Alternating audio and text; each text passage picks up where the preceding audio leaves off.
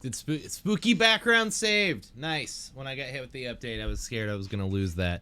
We got spooky background now. Check that out. Isn't that cool? What up, Kaisler? It is the best song on Twitch. Thank you very much. Tanuki Dan and Arthur the Last Ancient made that for me. Two amazing, wonderful individuals. If you guys don't know them, definitely look them up. Check them out. Welcome on in. Holy shit. We're at episode 4. We've done this 3 times already. It's crazy. And every single time, right before I hit the go live button, I get this like, all of my stomach goes up into my throat, and I just feel like super nervous and like, oh god, the last one was amazing. I'm gonna screw this one up and it's gonna suck. But no, every single one has been amazing. It's been an incredible journey, like learning about all these new different topics. It's been a lot of fun talking to you guys and seeing what you guys vote for and what you want to talk about. Very informative. I'm loving it, and like super proud of myself for keeping up with the YouTube thing. Not on a consistent schedule yet, but I'm making sure that at least the last episode gets out before the new episode, except for today. I've been sick for the last couple of days. I was gonna say, like, our whole house is sick. One of our cats is in here, and it is so sad. That's him right here next to my feet, and like he's just like, like, I don't feel well, and I feel that, and I definitely am not at 100% yet, but we're getting there. I definitely feel a little bit better than I did yesterday. I need to go in and go into the store and make up a few hours tomorrow for being sick, but I won't have to work all day tomorrow, and that'll be nice. And then Sunday, we're only open for like 8 hours. That is the Deku. What up, Lady Llamacorn? How you doing? That is the Deku. And yeah, he's not feeling well. Most of the cats are sick. There's like the 2 cats that aren't sick were the ones that were sick last week, and now they're okay. And then the rest of the cats are sick. Torch has been the only one in the house unaffected so far. The dog has like the best immune system. So starting off today, we had a few technical difficulties. For some reason, as soon as I hit the go live button, I was dropping like 60,000 frames. And I was like, this isn't going to be good for stream. And then realized I had a Windows update, so I had to update real quick. Sorry about the late start. What else do we need to talk about? Today's t-shirt is Street Fighter. We got a Street Fighter t-shirt repping Ryu and Ken and Chun-Li down there. So, thank you, Lady Llamacorn. I hope we get to feeling better soon, too. I am excited for the HP Lovecraft stuff. We're going to dive into some psychological horror today, and it's going to be a lot of fun. I got spooky background for just chatting screens. I may use this if like we end up reading some of Lovecraft's works during today, which I'm sure we will. I may need to find some spooky music that's royalty free to throw on in the background. Dude, YouTube has been like up my ass about my alerts. My Twitch alerts are copyrighted. They keep getting like copyright claims on them, which there's a difference between a copyright claim and a strike. Copyright claim means that if I keep that in the video, all of the ad revenue, which I don't make any because it's YouTube and you have to have like 1,000 followers, subscribers or whatever before you can even apply for monetization. So I have like, this is the new channel. So I have like 9 subscribers. Like, it's like, bro, there's no ad revenue to be made, and it's literally my alert. And so I whipped up like a cool little video after I cut those parts out. This cool little like, hey, YouTube requested that this be removed or whatever, and it's really funny. But moving forward, I'm gonna try to like make stuff less like that. So I have some really cool new alerts that are set up today. That I really am excited for and kind of proud of. I'm so sorry. I'm getting the dry mouth. Like I said, we're live now, and so now we've reached this status of comfortability where like we're in it, we're in mode, and like don't feel so nervous, but everything's going back down and it's really dry. Hey, I didn't even know I still had. That's not even the right. Well, that YouTube channel is my main YouTube channel. I haven't put anything out on that channel in a long time because I'm just still trying to decide what I'm gonna do with it. I would rather make original content for other platforms. You know what I mean? Like I do want a YouTube channel where I can just slap my VODs. For like record keeping purposes, but like I don't want that to be like what gets me a following on YouTube. Like I want to make original videos for the platform, you know. And I think that's been my biggest hang up. Everybody likes to take their VODs and chop them up and like use that footage, and like there's some stuff that I like to reuse and like some really memorable moments and clips that I like to use, but I don't want that to be me completely, you know. I want to do different stuff. I don't have a chat command for the new one yet. See? I need to make a note of that. Where's my notepad? I have here a tiny little notepad for situations just like this. Link to new channel. But the new channel is it's called Opto Explains It All.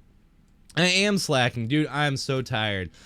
Real talk, I have been busting my ass from like waking up to the time that I go to sleep, like as hard as I can for even being home, being sick, just because like I'm editing videos for the Not Those Nerds channel. I'm also editing my own videos, and like that shit takes time. It takes a lot of time, and like trying to do that and be sick and have a sick household and stuff. And I'm complaining, but I'm not complaining. Like, I think we're at the end of it, and I'm actually really proud of everything.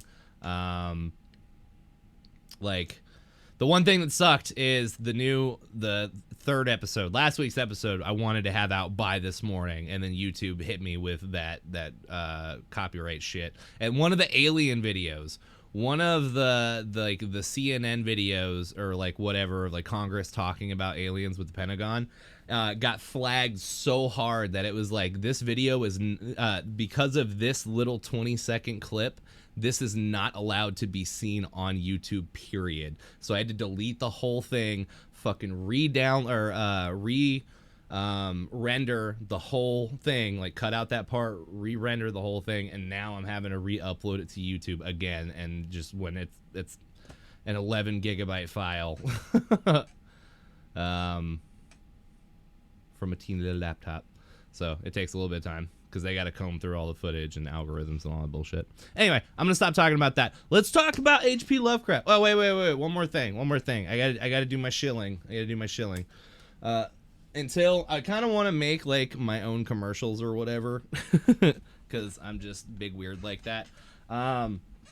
But it's always awkward talking about stuff like this because you feel bad at first, and there's no reason to ever feel bad about it. I have a channel here. I'm doing a lot of stuff with the channel. We do have an Amazon wish list if you would like to support the channel. We do this for fun, and most of that stuff is going to go back into trying to make the stream a better experience. Some of that stuff is kind of pricey, so what we are doing is we're looking into a third-party program that's going to integrate with Twitch and allow people to just like, hey, here's something we need, and it may cost $60, but everybody, if they want to just chip in like $2 or $3 or whatever until we hit that goal, and I think that's really cool, because then it's not such a like an overwhelming thing to like try and support a streamer with the stuff that they need. So we're making progress on that. I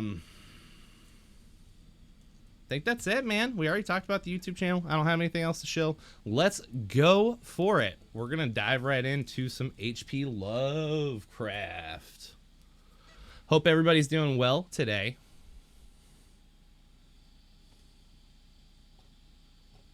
Bam. Full screen. Ha ha. Ha ha ha. Why is your name orange on there? That's really weird. Doing good? Heck yeah. All right. So we're gonna power through this. We got 3 hours, a bunch of spooky voices to do, and a sick kitty over here. Just put some salmon in a marinade. You just put some salmon in a marinade. That actually, I'm not a fan of salmon, but that does sound really good. I like foods that are marinated, well marinated. Kind of want to get some music. Let's see if we can find some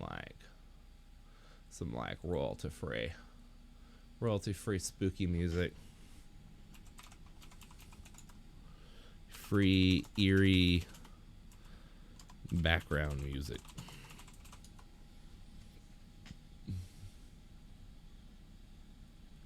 There should be, where's the,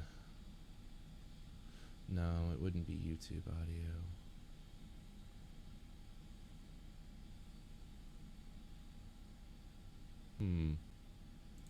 Just find YouTube.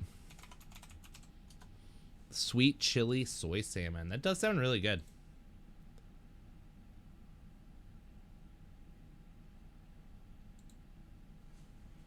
What are the words? Royalty free. You guys are gonna have to deal with this for 3 hours, man. I'm telling you, my brain's my spirit is here 100,000%. My brain is not here at all today. Royalty free. Spooky music. Here we go. 1 hour of royalty free horror music. Cool. Ooh. We can double check the audio too. Hello. There, that should be pretty good to where you guys can hear it. All right. Time to wait. Our love is here regardless. Thank you, Kaisler. I really appreciate that. I mean, sometimes it's funny to watch the streamer just like fumble through stuff. So, I mean, you're still probably going to get some entertainment out of it. It just may not be as coherent as one would like. All right, so H.P. Lovecraft.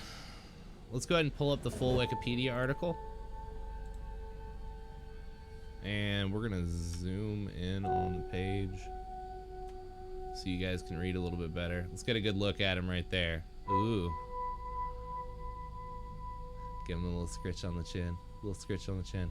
Anyway, Howard Phillips Lovecraft, August 20th, 1890 to March 15th, 1937, was an American writer of weird science, fantasy, and horror fiction. He is best known for his creation of the Cthulhu mythos. And let's get the quick synopsis of that. The Cthulhu mythos is a mythopia.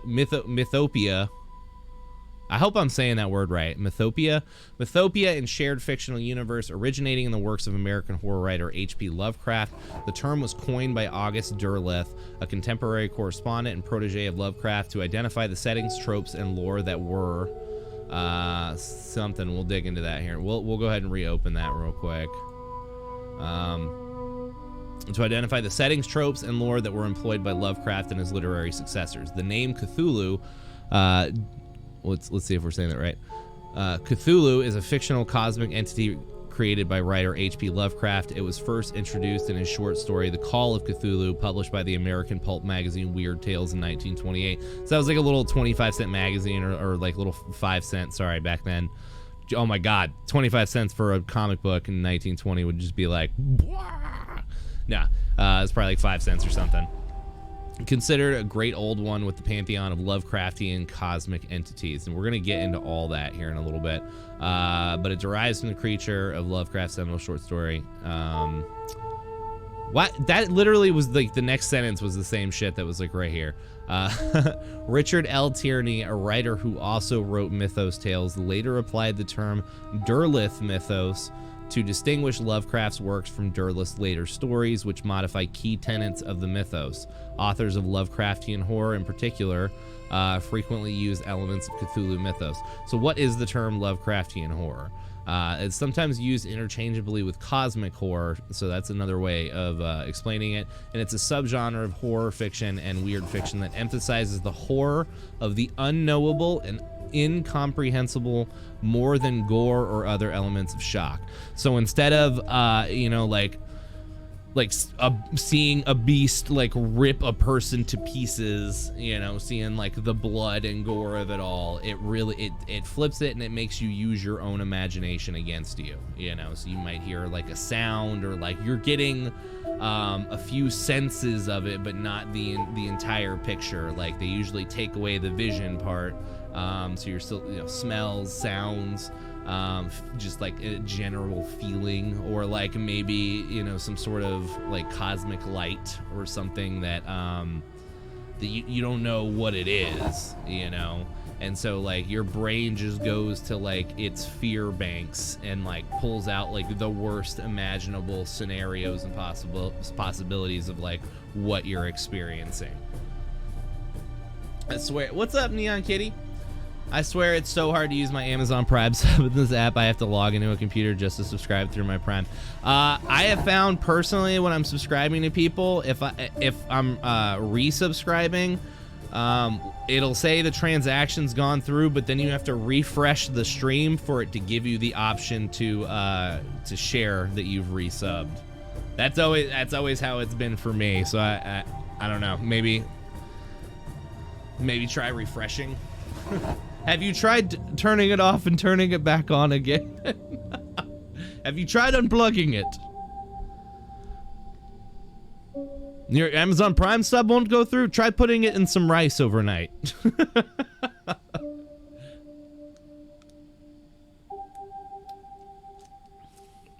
I appreciate it. Thank you so much. Thank you, Ashley. I appreciate that. Neon Kitty. Where's my guitar? I don't know where my guitar is at. My guitar is on the other side of the room. So you get some ukulele music with the spooky music in the background while we're talking about cosmic horror and all these monsters are around. Oh, Natsu Himanaka. Hey, did you get my message on Discord? We didn't know that was what the message said when you came in, because it says like you have to react to the pin in that channel, and there's not even a pin in that channel. So we got it fixed. I believe we got it fixed. New day, new problems. But thank you so much for joining the Discord. I really appreciate that. You're amazing. I hope you were doing well today. Are you ready to learn about some H.P. Lovecraft and some Cthulhu mythos? So this is the Cthulhu mythos. So let's learn a little bit more about the man, and then we'll learn about the myth. So H.P. Old Howard Phillips was born in Providence, Rhode Island. Oh, that was scary. That music was kind of scary. Oh yes, thank you, Kaiser. We do have a Discord too. If anybody wants to join our Discord, our mod team is fantastic. We have a phenomenal team of moderators, amazing, wonderful people. We have a channel in there dedicated to them, so you can learn a little bit about them.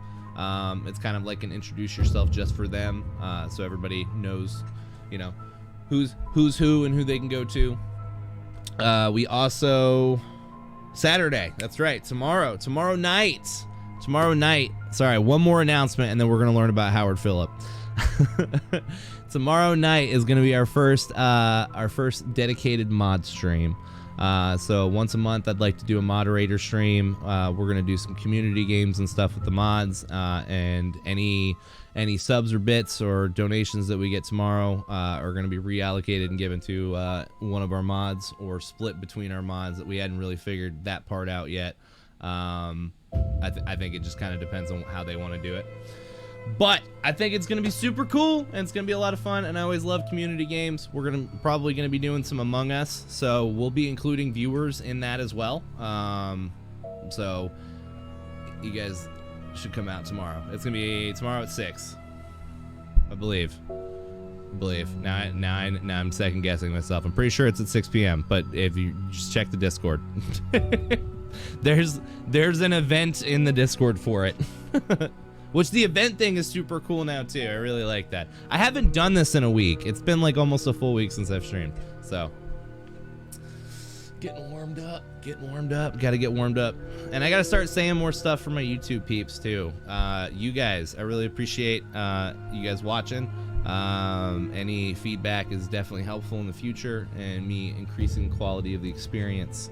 Yeah, so any feedback is nice. Make sure you subscribe. All right, we're back to Howard Phillip. All right, he was born in Rhode Island after his father's institutionalization in 1993. So he was involuntary commitment. They threw him in, or they had him committed. It's illegal. We know what that is. And he lived affluently until his family's wealth dissipated after the death of his grandfather. So his father went. We're assuming he went crazy. We're assuming just because. Yeah, severe mental disorder. So yeah, he was committed. So he is now at home with his mom.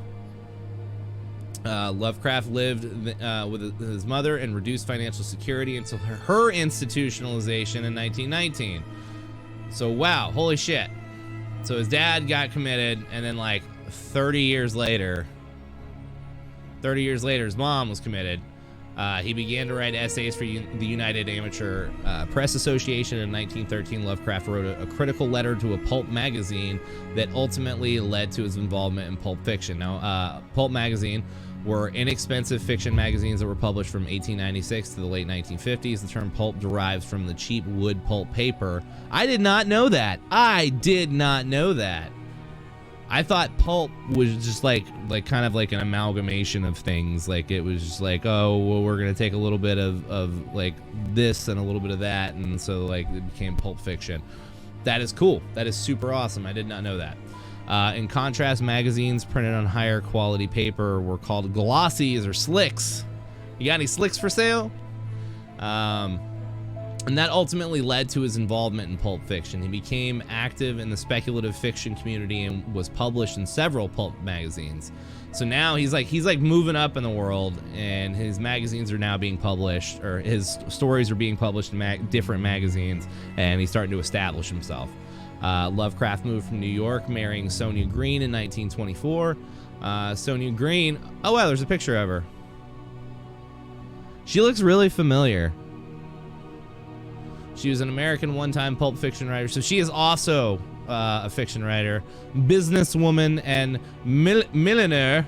I don't know what that word is. Millionaire, who bankrolled several fanzines in the early 20th century. She is noted for her 2-year marriage. So they were only married for 2 years. Well, spoiler alert.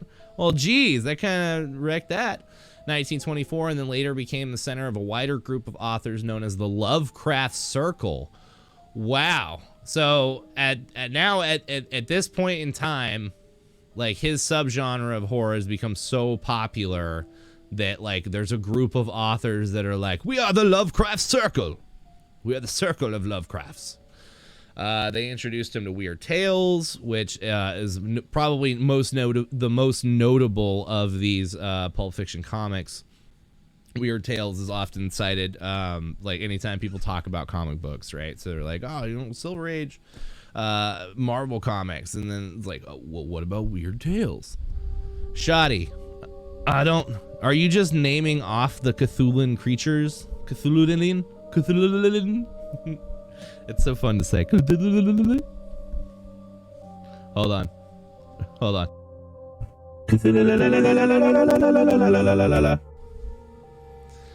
So yeah, Weird Tales. So Weird Tales is an American fantasy and horror fiction pulp magazine founded by J.C. Henneberger and J.M. Landsinger in late 1922. The first issue, dated March 1923, appeared on newsstands February 18th. The first editor, Edwin Baird, printed early work by H.P. Lovecraft. It would become famous as his prominent publisher. Lovecraft's time in New York took a toll on his mental state and financial conditions. He returned to Providence in 1926 and produced some of his most popular works, including The Call of Cthulhu and At the Mountains of Madness. The Shadow over Innsmouth and The Shadow Out of Time. He would remain active as a writer until his death from the intestinal cancer at the age of 46. So he dies of intestinal cancer at the age of 46. That is so crazy. Like, I don't know, man. So this dude, he just sounds like he led a very depressing life. Like, his dad went crazy and they had to have him committed, and then his mom went crazy like 30 years later, and like the whole time he's like progressing as a writer, and just, God. We're getting into like why his brain, like, I don't know. It had to have been a huge influence in his writing. Like, had to have been. A milliner is a person who makes women's hats. Really? Wow. I did not know that. That is a very, that seems like a really hard word to remember for that. Like, you gonna go to the hat maker? No, it's not not just hats. Fancy women's hats. Okay, it's the milliner. That's the chant the followers of Cthulhu say. Is it really? That's the whole thing? I can't even pronounce that. Finglui Miglowanov Cthulhu relay Wigadnagel Fitagagan In his house at Relay, dead Cthulhu waits dreaming. He wouldn't be dead if he's waiting dreaming. Stupid. No, just playing it. Oh, God. All right. So Lovecraft's literary corpus is based around the idea of cosmicism, which was simultaneously his personal philosophy and the main theme of his fiction. Cosmicism posits that humanity is an insignificant part of the cosmos and could be swept away at any moment. I mean, that doesn't feel that far out of, like the realm of reality. The universe is infinite, and even that infinity has an end, and that end is constantly expanding. We talked about that in episode 2, Space and Aeronautics. The universe is constantly expanding, but what's crazy is that like the outer areas of the universe that are the furthest out from the expansion are the oldest parts of the universe, and so like those edges are like 18 billion years old, whereas where we sit in the universe is only about 4.5 billion years old. And if that doesn't make your head hurt, I need you to do my taxes for me. So, I'm about to summon something. Cosmicism. But anyway, I like this point, because this is just like that humanity is an insignificant part of the cosmos, could be swept away at any moment. And that really just does fall in line with that, like just how small, like Plato and like any of the great philosophers, they talk about that all the time. Like we're, here in your bubble, in your life, in the circle of your friends and family, you are important and you are special. But in the universe, you are insignificant. It's crazy to try and wrap your brain around, He incorporated fantastic and science fiction elements into his stories, representing the perceived fragility of anthropocentrism. And I have no idea what that word is, so let's learn. It's the belief that human beings are the central or most important entity in the universe. The term can be used interchangeably with humanocentrism, and some refer to the concept as human supremacy or human exceptionalism. Man, just for that alone, I wish just like an alien would just like cruise by our planet and be like, "What's up, bitches? We have we have way more technology. You guys need to catch up." Maybe get a little humility. So this was tied to his ambivalent views on knowledge. His works were largely set in fictionalized version of New England. So like anytime you hear Cthulhu or see like advertisements for the video games or anything, it's always like a dreary, like greenish, foggy backdrop, like real kind of spooky. Civilizational decline also plays a major role in his works, as he believed that the West was in decline during his lifetime. Lovecraft's early political opinions were conservative and traditionalist. Additionally, he held a number of racist views for much of his adult life. Yeah, like anytime Lovecraft gets brought up, like they always talk about like how racist he was. HBO did a series called Lovecraft Country, which was absolutely phenomenal. Probably like one of my favorite, any sort of like favorite, like just having to do with like the whole Cthulhu mythos and stuff, dude. It was so freaking good. Really wish it would have got a second season. If you guys get a chance to check that out, or if you haven't seen it, please do, because it's fantastic, and it really just kind of feels like the punch in the face to Lovecraft. That's like, this is what you get, like, you racist asshole. But at the same time, we're gonna take your monsters and make them ours. You know what I mean?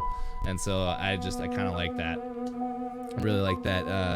That kind of like, you know, you have to remember that these people in history are products of their time. You know what I mean? So like probably his family, his friends, everybody in that area, you know, and it's like, but he also birthed this style of writing and the subgenre of horror, and it's like you have to be able to separate the art from the artist. You know, the artist can be a piece of shit human being, but like the art is already created, and there's no reason like we can't do something positive with that, you know. Throughout his adult life, Lovecraft was never able to support himself from earnings as an author and editor, so he was getting published and stuff, but he never really made any money from it. He was virtually unknown during his lifetime and was almost exclusively published in pulp magazines before his death, so he was just being published in these. Transthulu! Can we do Poe one day? Absolutely, Lamacorn. I would love to do Poe. I would love to. During his lifetime. So we need... I need a way to write that down, or keep a track of that. I'm gonna write it down. Poe. I hope I remember what that means later. Lovecraft became a socialist, no longer believing a just aristocracy would make the world more fair. Throughout his adult life, Lovecraft was never able to support himself from earnings as an author and editor. He was virtually unknown during his lifetime and was almost exclusively published in pulp magazines before his death. I feel like I already read that sentence. The scholarly revival of Lovecraft's work began in the 1970s. So it looks like, you know, after his death, he was in a bunch of these magazines and stuff, but nobody, you know, like there wasn't really a huge surge of everybody talking about his material after he was gone. It wasn't until the 70s that there was like a revival of his work, and he's now regarded as one of the most significant 20th century authors of supernatural horror fiction. Many direct adaptations and spiritual successors followed. Works inspired by Lovecraft, adaptations or original works began to form the basis of the Cthulhu mythos, which utilizes Lovecraft's character settings and themes. All right. Oof. We're about to learn about his early life and some of his tragedies. What the fuck is... It's not going to be months later. The whole point of me doing the little tiny notes is so I know that I need to do these immediately after stream, so I don't forget. I don't know this for a fact, but I was thinking about it yesterday, and I'm going to talk to my doctor next time I go. I have a really bad, short-term memory. Like, I will literally, like, set alarms on my phone for stuff and still forget that, like, there's important stuff that I'm trying to do. And it's just because my brain is so scattered, and I'm always, like, trying to do several things at once all the time. And I do not... It's probably ADD or something, and I really don't want to get on, like, Adderall or anything like that. So, I deal with it in my own ways, and we're working through it. We're working through it.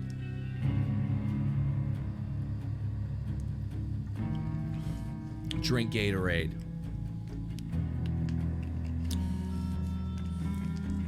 I forget all the time. And I feel bad. I have a Post-it note. That's a little bit bigger than this. in my wallet, and it has every one of my family members' birthdays on it, because that's how bad I am at forgetting. These are people I've known my entire life. Their birthdays have never changed. They're always on the same day every year. And I have to carry around a piece of paper. The only 2 phone numbers I know are my dad's and my wife's. Those are the only 2 phone numbers I have memorized. Or I guess in my own. Sorry, there's 3 phone numbers. So.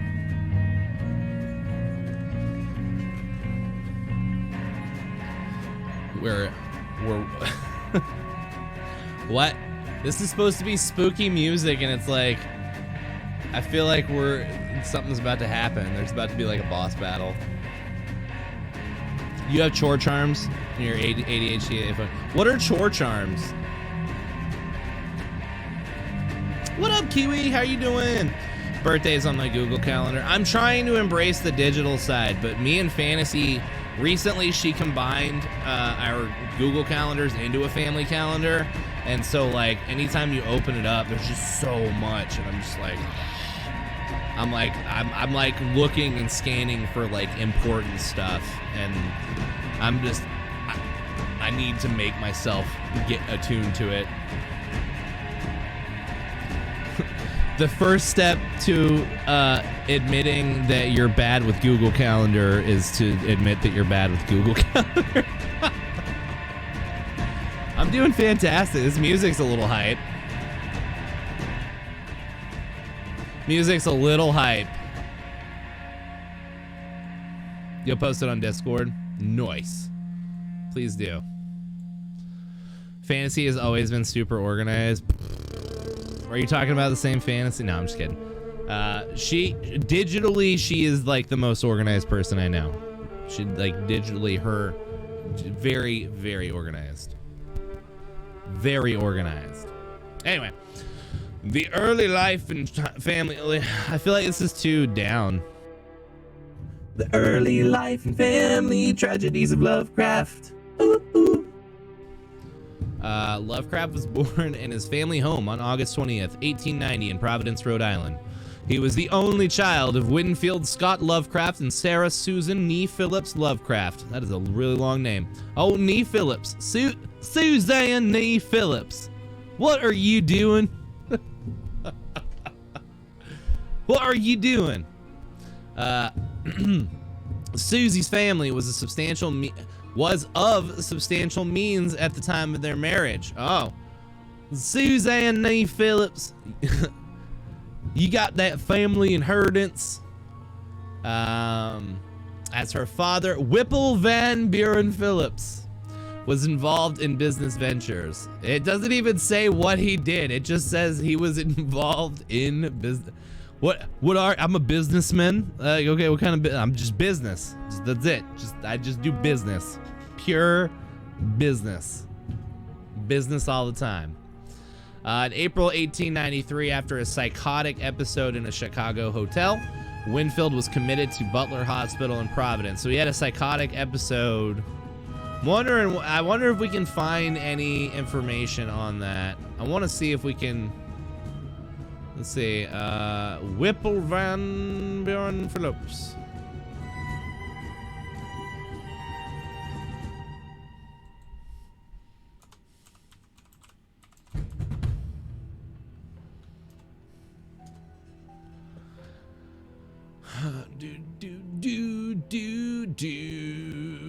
Biography at the Mountains of Madness. No. You take care of business. Oh yeah, dude. Dan Cummins does like one of the funniest bits on this dude's name, Whipple. It's like, if you remember the Power Thirst commercials, that's what it is, and it's fucking hilarious, and I love it. You guys should definitely check that out. I had it as an alert for a little while too. If any of you old schoolers remember that. Here we go. So we got that's what he looked like. This was old Whipple Van Buren, right here. Let's see if we can get a closer look at his face. He was a successful businessman and owned much of the land in and around the town of Greene, Rhode Island. So he owned a bunch of land. The story of Lovecraft is frequently considered autobiographical to some extent. Ooh. Ooh, being compared to the old Watley. So I kind of want to read the Dunwich story at some point, because they're saying it's about his father. That'd be going Brondo. It's got electrolytes. That's what plants crave, right? The book of the essence of the soul, of which Lovecraft's Necronomicon is a mere portion. So he wrote the Necronomicon too. That's pretty cool. Hey, Necronomicon. Whipple was a Freemason and the member of the Stella Sapiente.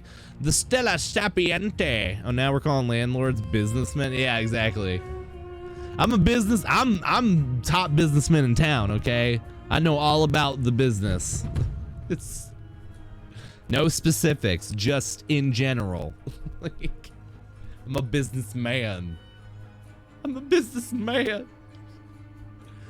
I was hoping for some sort of account of like when, like some sort of actual record of when he went crazy, like a news clipping article, or something. There's nothing in here. So Whipple Van Buren seems like maybe a dead end. The Dunwich Horror. The Dunwich Horror. It's a short story by H.P. Lovecraft, written in 1928. So this is 2 years after. No, his father had been dead for like 30 years at this point. 17,524 words. Wow. Takes place in Dunwich, a fictional town in Massachusetts. It's considered one of the core stories of the Cthulhu mythos. The Dunwich Horror is one of the few tales Lovecraft wrote wherein the heroes successfully defeat the antagonist, entity, or monster of the story. So they actually win in this one, and they're thinking this is about his father. I kind of want to hear the story. All right, I'm gonna leave it up to chat. We're gonna make a poll real quick, and I'm gonna leave it up to chat's discretion on whether or not you guys want me to read the story out loud, or should we find a YouTube video on it?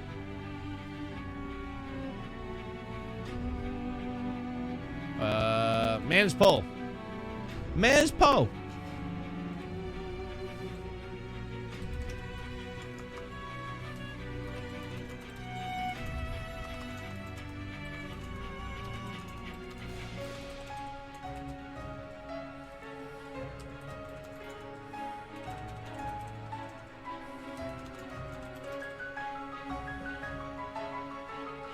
All right, 2-minute poll starting now.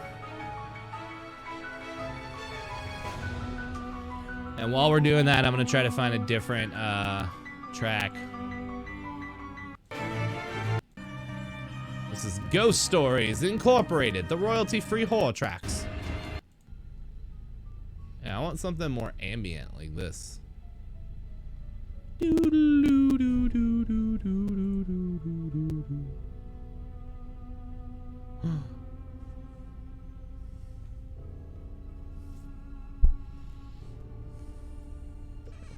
Oh, we're up to 3 votes. 2 for me to read it, 1 for the YouTube video. I'm not voting. I usually vote for whichever one I want. to try and steer the vote that way, because, you know. I mean, 1 vote makes a big difference when there's like 6 votes, you know. So yeah, two for me to read it, 1 for the YouTube video. Maybe I will find some different music, because it looks like we're getting to the end of that. Haunted lo-fi? Fuck yeah, dude. No copyright Halloween lo-fi beats. And it's 3 hours long.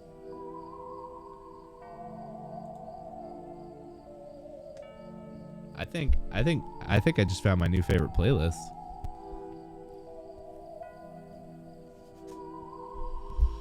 All right, well, I'm gonna try to find it then while we're waiting on the vote.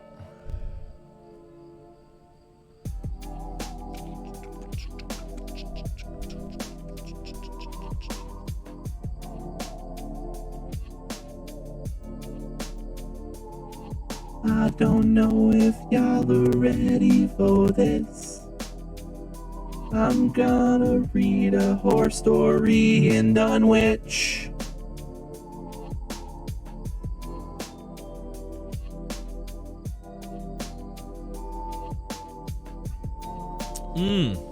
That was delicious. Thank you. Thanks for that, Ashley. All right. Oh, this is geographical. I want can I have just the whole story? Can we just, for the eponymous being? No. I want the actual story.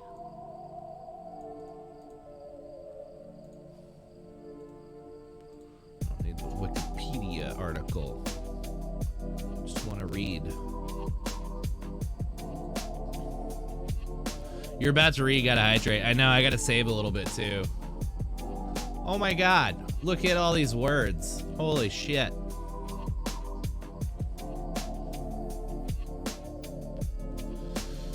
Alright, here we go.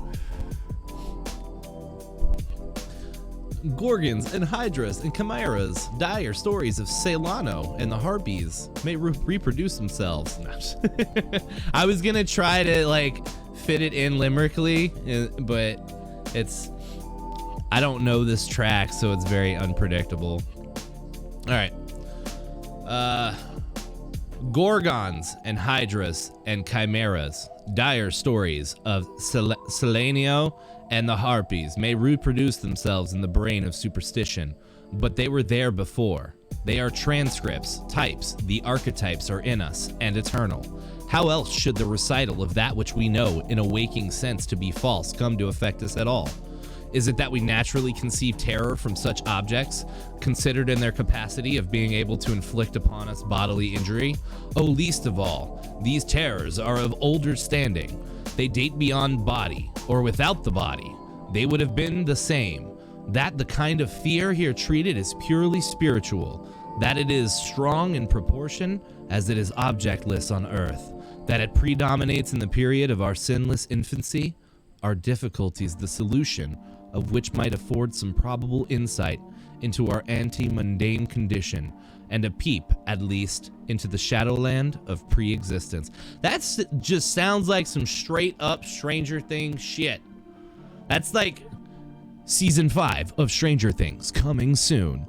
Like, that is dead on. Dead ass. When a traveler in north-central Massachusetts takes the wrong fork at the junction of the Aylesbury Pike just beyond Dean's Corners, he comes upon a lonely and curious country. The ground gets higher, and the briar-bordered stone walls press closer and closer against the ruts of the dusty, curving road.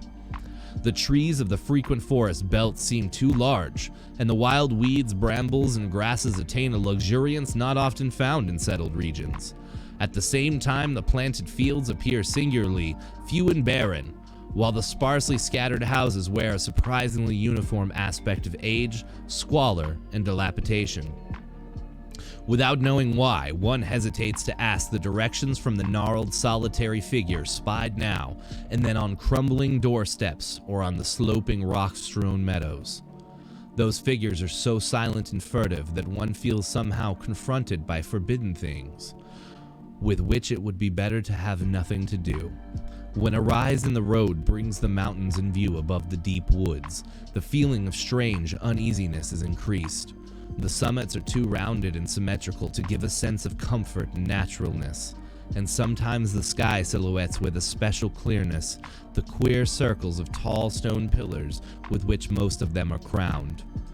Gorges and ravines of problematical depth intersect the way, and the crude wooden bridges always seem of dubious safety. When the road dips again, there are stretches of marshland that one instinctively dislikes, and indeed almost fears at evening when unseen whippoorwills chatter and the fireflies come out in abnormal profusion to dance to the raucous, creepily insistent rhythms of stridently piping bullfrogs. The thin, shining line of Miskatonic's upper reaches has an oddly serpent-like suggestion as it winds close to the feet of the domed hills along which it rises. Hey, what up, Cinco? Sorry, I mean, headphone users, RIP, I'm so sorry. I heard it feedback through my own headset right there. I really do apologize. That's my fault. That's my fault.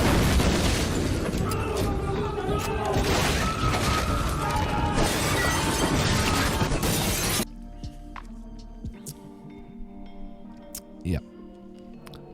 That's what I get. I got raided. Shit. As the hills draw nearer, one heeds their wooded sides more than their stone-crowned tops. Those sides loom up so darkly and precipitously, that one wishes they would keep their distance. But those sides loom up so dark. Oh, wait. There is no road by which to escape them. Across a covered bridge, one sees a small village huddled between the stream and the vertical slope of Round Mountain, and wonders at the cluster of rotting gambrel roofs bespeaking an earlier architectural period than that of the neighboring region. It is not reassuring to see, on a closer glance, that most of the houses are deserted and falling to ruin, and that the broken steepled church now harbors the once slovenly mercantile establishment of the hamlet. One dreads to trust the tenebrous tunnel of the bridge, yet there is no way to avoid it. Once across, it is hard to prevent the impression of a faint, malign odor about the village street, as of the massed mold and decay of centuries.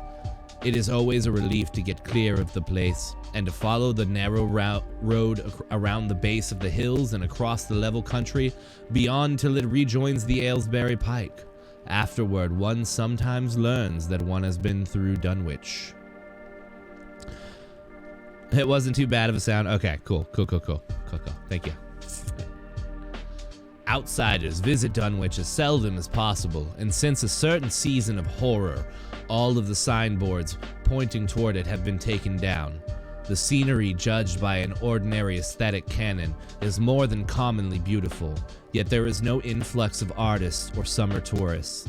2 centuries ago, when talk of witch blood, Satan worship, and strange forest presences was not laughed at, it was the custom to give reasons for avoiding the locality. In our sensible age, since the Dunwich horror of 1928 was hushed up by those who had the towns and the world's welfare at heart, people shun it without knowing exactly why. Perhaps one reason, though it cannot apply to uninformed strangers, is that the natives are now repellently decadent, having gone far along that path of retrogression so common in many New England backwaters. They have come to form a race by themselves, with the well-defined mental and physical stigmata of degeneracy and inbreeding. So, like, the towns, it's like the hills have eyes, but, like, in England, and they just, like, have their own town. It's like, don't go into that town. Is the audio cracking? Maybe it is. Is it still doing it? Let me check my audio. Hello. It is popping real bad.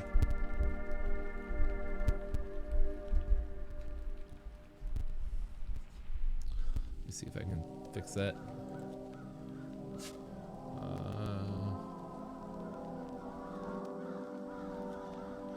Hello. So, I need to unplug this and plug it back in.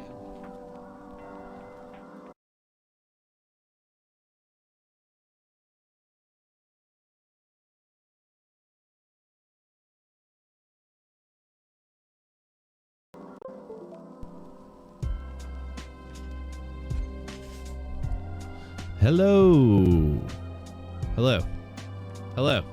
Is that better? Hello. Nope.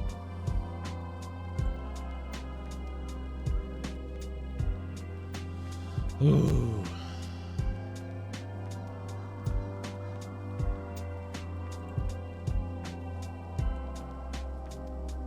And now, voice bond won't open.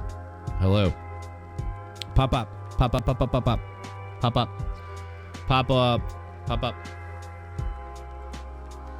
It shouldn't. Is it still popping? Okay, cool. I think we're good. Chores Charms posted it for anyone who's curious. Nice. I'm excited to see what Chore Charms are about. All right. The average of their intelligence is woefully low, whilst their annals reek of overt viciousness and of half-ridden murderers, incest, and deeds of almost unnameable violence and perversity. The old gentry, representing the 2 or 3 armigerous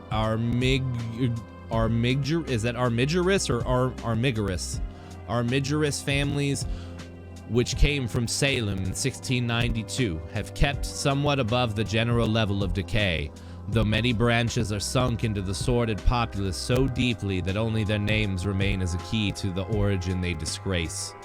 Some of the Whateleys and bishops still send their eldest sons to Harvard and Miskatonic, though those sons seldom return to the moldering gambrel roofs under which they and their ancestors were born.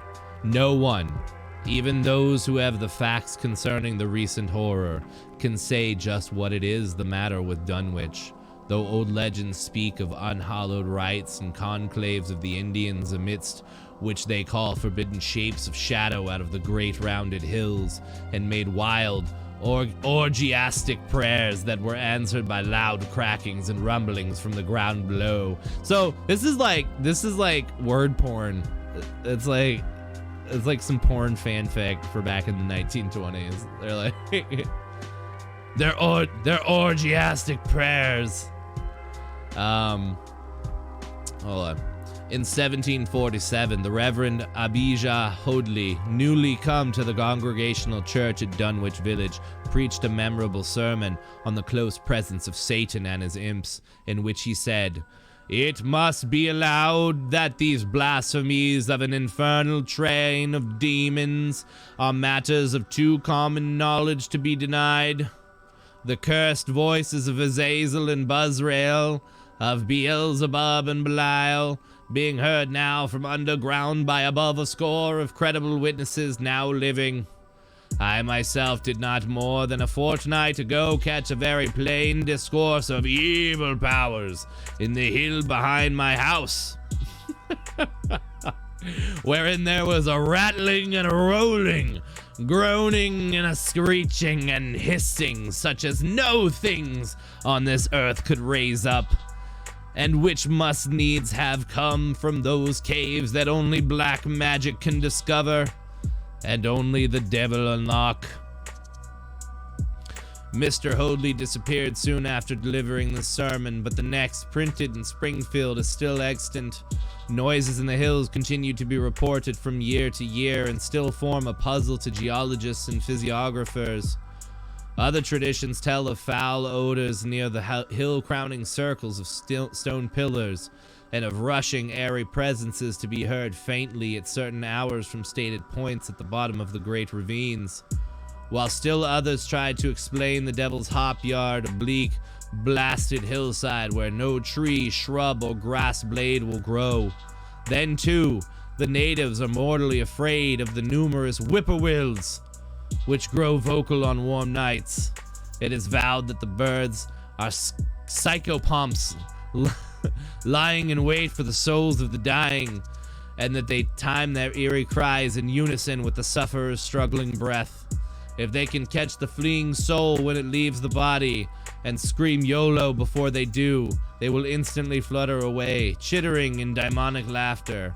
But if they fail, they subside gradually into a disappointed silence and proceed to type F's in the chat. These tales, of course, are obsolete and ridiculous because they come down from very old times. Dunwich is indeed ridiculously old. This town's ridiculously old, man. I'll tell you, fucking them hillbillies in that town, that's ridiculously old. They must have known Jesus. These tales, of course, are obsolete and ridiculous because they come down from very old times. Dunwich is indeed ridiculously old, older by far than any of the communities within 30 miles of it. South of the village, one may still spy the cellar walls and chimney of the ancient Bishop House, which was built before 1700, whilst the ruins of the mill at the Falls, built in 1806, form the most modern piece of architecture to be seen. Industry did not flourish here. and the 19th century factory movement proved short-lived. Oldest of all of the great rings of rough-hewn stone columns on the hilltops, but these are more generally attributed to the Indians than to the settlers. Deposits of skull and bones found within these circles and are around the sizable table-like rock on Sentinel Hill sustain the popular belief that such spots were once the burial places of the Pocumtucks. The Pocumtucks. Even though many ethnologists disregarding the absurd improbability of such a theory persist in believing the remains Caucasian.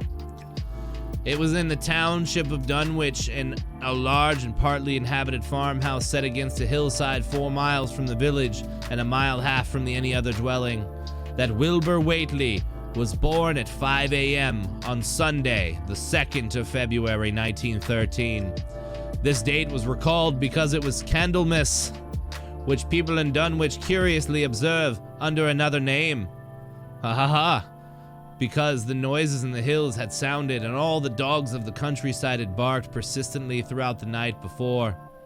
Less worthy of notice was the fact that the mother was one of the decadent Whateleys, a somewhat deformed, unattractive albino woman of 35, living with an aged and half-insane father about whom the most frightful tales of wizardry had been whispered in his youth.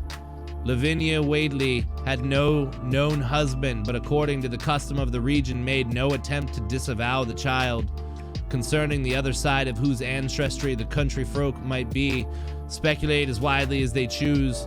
On the contrary, she seemed strangely proud of the dark, goatish-looking infant who formed such a contrast to her own sickly, pink-eyed albinism, and was heard to mutter many curious prophecies about its unusual powers and tremendous future. Lavinia was one who would be apt to mutter such things, for she was a lone creature given to wandering amidst thunderstorms in the hills and trying to read the great odorous books which her father had inherited through 2 centuries of Whateleys, and which were fast falling to pieces with age and wormholes. She had never been to school, but was filled with disjointed scraps of ancient lore that old Whately had taught her. The remote farmhouse had always been feared because of old Whately's reputation for black magic, and the unexplained death by violence of Mrs. Whately when Lavinia was 12 years old had not helped to make the place popular. Isolated among strange influences, Lavinia was fond of wild, grandiose daydreams and singular occupations, nor was her leisure much taken up by household cares in a home from which all standards of order and cleanliness had long disappeared. So they were living in like a slop house. Like they just did not, there was no hygiene, they just didn't give a shit. I want to mark my spot here real quick, and then I want to kind of see how far. This is a lot, dude. Oh my god. You guys are gonna kill. I'm gonna have to start speed reading. There's so much to read. We're doing it. We're doing it. We're doing it. But good God. All right. There was a hideous screaming which echoed above even the hill noises and the dogs barking on the night Wilbur was born, but no known doctor or midwife presided at his coming. Neighbors knew nothing of him till a week afterwards, when old Whately drove his sleigh through the snow into Dunwich village and discoursed incoherently to a group of loungers at Osborne's general store. There seemed to be a change in the old man, an added element of furtiveness in the clouded brain which subtly transformed him from an object to a subject of fear, though he was not one to be perturbed by any common family event. Amidst it all, he showed some trace of pride later noticed in his daughter, and what he said of the child's paternity was remembered by many of his hearers afterwards. "I don't care what folks think if Lavinia's boy looked like his pa. He wouldn't look nothing like ye expect. You needn't think the only folks is the folks hereabouts. Lavinia's read some and has seen some things the most of you'll only tell about. I calculate her man is as good as a husband as you can find in the state of Aylesbury. And if you knowed as much about the hills as I do, you wouldn't just no better church wedding nor her'n. Let me tell you something.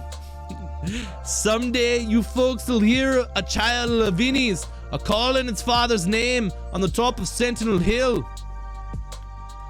Just TTS at 300 words per minute. Fuck yeah, dude, let's go. The only persons who saw Wilbur during the first month of his life were old Zechariah Whately of the undecayed Whateleys and Earl Sawyer common law wife Mamie Bishop. Mamie's visit was frankly one of curiosity, and her subsequent tales did justice to her observations, but Zechariah came to lead a pair of Alderney cows which old Whately had bought of his son Curtis. This marked the beginning of a course of cattle buying on the part of small Wilbur's family, which ended only in 1928 when the Dunwich horror came and went. Yet at no time did the ramshackle Whately barn seem overcrowded with livestock. There came a period when people were curious enough to steal up and count the herd that grazed precariously on the steep hillside above the old farmhouse. And they could never find more than 10 or 12 anemic, bloodless-looking specimens. Jesus Christ. Evidently, blight or distemper, perhaps sprung from the unwholesome pasturage or the diseased fungi and timbers of the filthy barn, caused a heavy mortality amongst the Whately animals. Odd wounds or sores having some of the aspects of incisions seemed to afflict the visible cattle, and once or twice during the earlier months, certain callers fancied they could discern similar sores about the throats of the gray, unshaven old man and his slatternly, crinkled-hair albino daughter. In the spring after Wilbur's birth, Lavinia resumed her customary rambles in the hills, bearing in her misproportioned arms the swarthy child. Public interest of the Whateleys subsided after most of the country folk had seen the baby, and no one bothered to comment on the swift development of that newcomer seemed every day to exhibit. Wilbur's growth was indeed phenomenal, for within 3 months of his birth, he had attained a size and muscular power not usually found in infants under a full year of age. His motions and even his vocal sounds shewed a restraint and deliberateness highly peculiar in an infant, and no one was really unprepared when, at 7 months, he began to walk unassisted with falterings which another month was sufficient to remove. It was somewhat after this time, on Halloween, that a great blaze was seen at midnight on the top of Sentinel Hill, where the old table-like stone stands amidst its tumulus of ancient bones.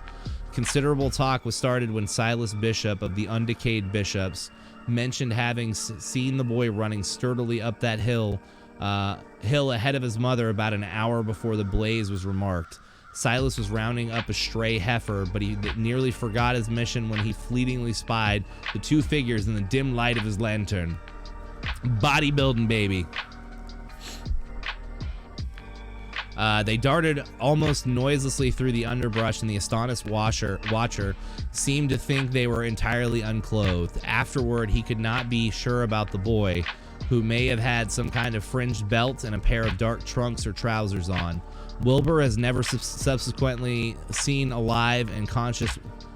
Wilbur was never subsequently seen alive and conscious without complete and tightly buttoned attire, the disarrangement or threatened disarrangement of which always seemed to fill him with anger and alarm. His contrast with his squalid mother and grandfather in this respect was thought very notable until the horror of 1928 suggested the most valid of reasons. The next January, gossips were mildly interesting in the fact that Lavinia's black brat had commenced to talk, and at the age of only 11 months. His speech was somewhat remarkable because of its difference from the ordinary accents of the region, and because it displayed a freedom from infantile lisping of which many children of 3 or 4 might well be proud. The boy was not talkative, yet when he spoke he seemed to reflect some elusive element wholly unpossessed by Dunwich and its citizens. The strangeness did not reside in what he said, or even in the simple idioms he used. He seemed vaguely linked with this intonation, or with the internal organs that produce the spoken sounds. His facial aspect, too, was remarkable for his maturity, for though he shared his mother's and his grandfather's chinlessness, his firm and precociously shaped nose united with the expression of his large, dark, almost Latin eyes to give him an air of quasi-adulthood and well-nigh preternatural intelligence. He was, however, exceedingly ugly despite his appearance of brilliancy, there being something almost goatish or animalistic about his thick lips, large pored yellowish skin, coarse crinkly hair, and oddly elongated ears. As a bodybuilding goat baby. years. He was soon disliked even more decidedly than his mother and grandsire, and all conjectures about him were spiced with references to the bygone magic of old Whately and how the hills once shook when he shrieked the dreadful name of Yog Sothoth in the midst of a circle of stones with a great book open in his arms before him. Dogs abhorred the boy, and he was always obliged to take various defensive measures against their barking menace. Oh my god, this is so much to read. I think I want to skip. We're just gonna skip a little bit. We're gonna hope we're not gonna get too lost.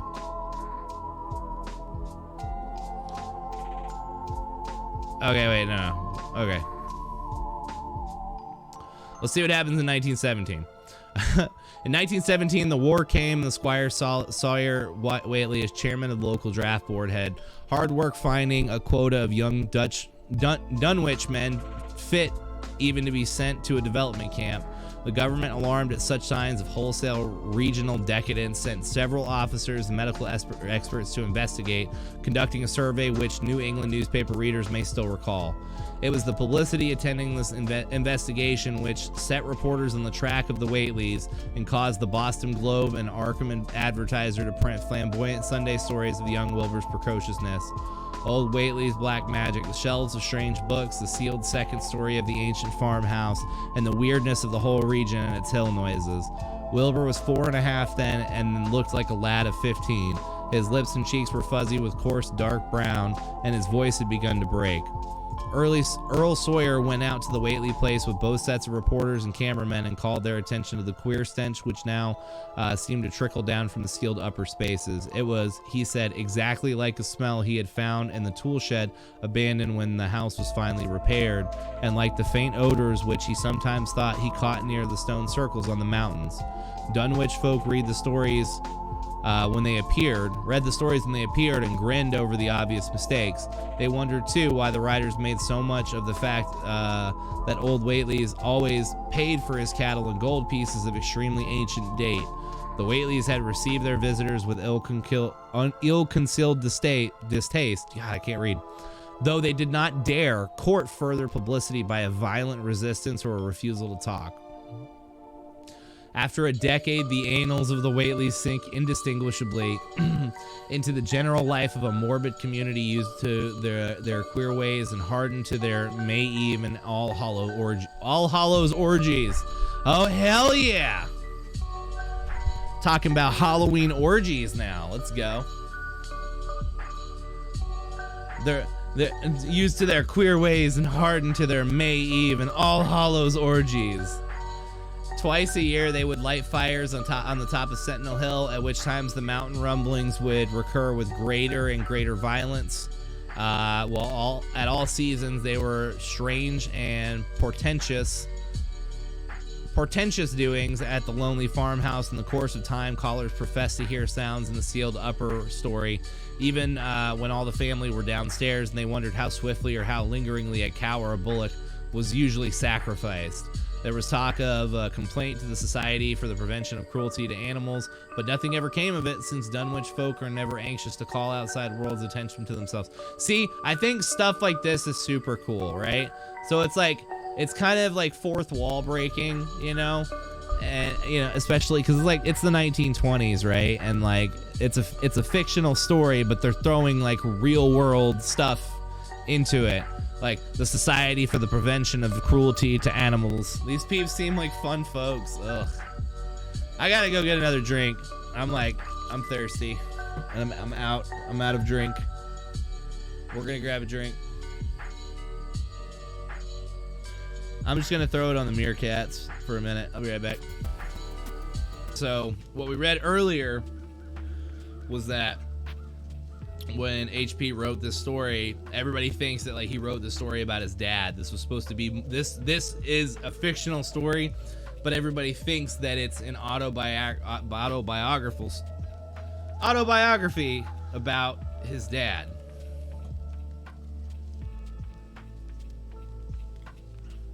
Which would be crazy because his dad was committed 30 years prior. So that means he sat on the story for 30 years. You're helping. I'm helping you stay on task. Nice, interesting story. Hoping we're getting to the good stuff. All right, we left off at orgies. Twice a year, they would light fires on top of Sentinel Hill, at which times the mountain rumblings would recur, the greater and greater violence.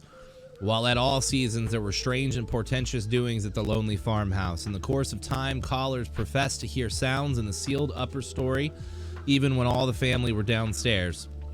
And they wondered how swiftly or how lingeringly a cow or bullock was usually sacrificed. There was talk of a complaint to the Society of the Prevention of Cruelty to Animals, but nothing ever came of it, since Dunwich folk are never anxious to call outside world's attention to themselves. Orgies.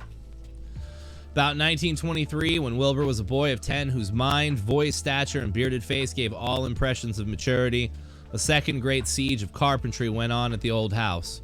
It was all inside the sealed upper part, and from bits of discarded lumber, people concluded that the youth and his grandfather had knocked out all the partitions and even removed the attic floor, leaving only one vast open void between the ground story and the peaked-off roof.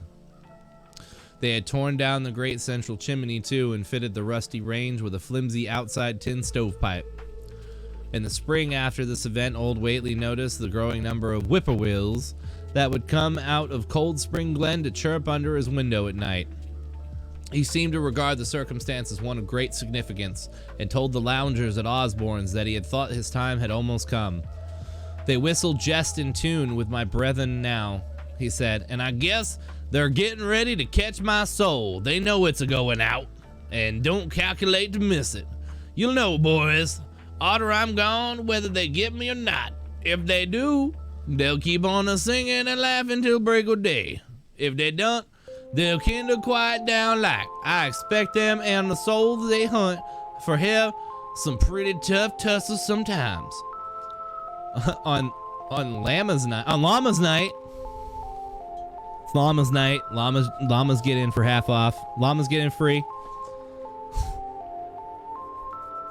On Llama's night, 1924, Dr. Houghton of Aylesbury was hastily summoned by Wilbur Whately, who had lashed his one remaining horse through the darkness and telephoned from Osborne's in the village. He found old Whately in a very grave state, with a cardiac action and stertorous breathing that told of an end not far off. The shapeless albino daughter and oddly bearded grandson stood by the bedside, whilst from the vacant abyss overhead there came a disquieting suggestion of rhythmical surging or lapping, as of the waves on some level beach.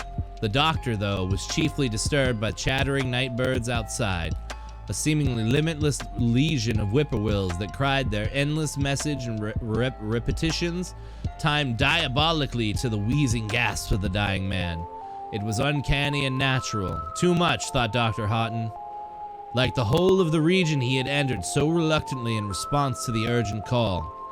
Toward 1 o'clock, old Whately gained consciousness and interrupted his wheezing to choke out a few words to his grandson. "More space, Willie. More space soon. You grows, and that grows faster. It'll be ready to solve ya, boy, son. Open up the gates to Yog Sagath, and with the long chant that you'll find on page 751 of the complete edition, and then put a match to the prison. Fire from earth can't burn it now. Can't burn it no how. I can't. How does it? I don't fucking understand. He was obviously quite mad. Okay, well, I don't have to understand. That makes sense. After a pause during which the flock of whippoorwills outside adjusted their cries to the altered tempo, which some indications of the strange hill noises came from afar off, he added another sentence or two. "Feed it regular, Willie, and mind the quantity, but don't let it grow too fast per the place. For if it busts quotas or gets out afore you opens to Yog Sothoth, it's all over and no use. Only them from beyond can make it multiply and work. Only them, the old ones, as wants to come back." But speech gave place to gasps again, and Lavinia screamed at the way the whippoorwills followed the change. It was the same for more than an hour. When the final throaty rattle came, Dr. Houghton drew shrunken lids over the glazing gray eyes as the tumult of birds faded imperceptibly to silence. Lavinia sobbed, but Wilbur only chuckled, whilst the hill noises rumbled faintly. They didn't get him, he muttered in his heavy bass voice. Oh, wait. They didn't get him. He muttered in his heavy bass voice. Wilbur was by this time a scholar of really tremendous erudition in his one-sided way, and was quietly known by correspondence to many librarians in distant places where rare and forbidden books of old days are kept. He was more and more hated and dreaded around Dunwich because of certain youthful disappearances which suspicion laid vaguely at his door, but was always able to silence inquiry through fear or through use of that fund of old-time gold which still, as in his grandfather's time, went forth regularly and increasingly for cattle buying. He was now tremendously mature of aspect, and his height, having reached the normal adult limit, seemed inclined to wax beyond that figure. In 1925, when a scholarly correspondent from Miskatonic University called upon him one day and departed pale and puzzled, he was fully 6 3/4 feet tall. So he was almost 7 feet tall. Through all the years, Wilbur had treated his half-deformed albino mother with a growing contempt, finally forbidding her to go to the hills with him on May Eve and Hallowmas. And in 1926, the poor creature complained to Mamie Bishop of being afraid of him. "There's more about him as I knows than I can tell you, Mamie," she said, "and nowadays, there's more nor what I know for myself. I vow for God." I honestly don't know how much longer I can keep doing this. We need to let's get to the horror. I'm loving the character development and like the whole like brand new language going on, but all right.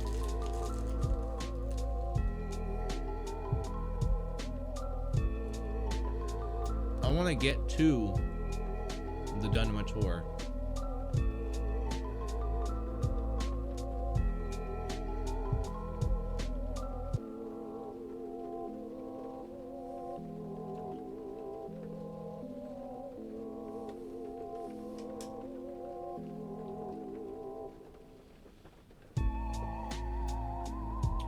Yeah, really, this could be a whole video by itself. I saw them mention Cthulhu for the first time. I think we're about to learn a little bit about that. So we're gonna read a couple more paragraphs, and then we'll kind of skip to the end a little bit. I also don't want to lose my voice. We still got another, like, hour and a half to go.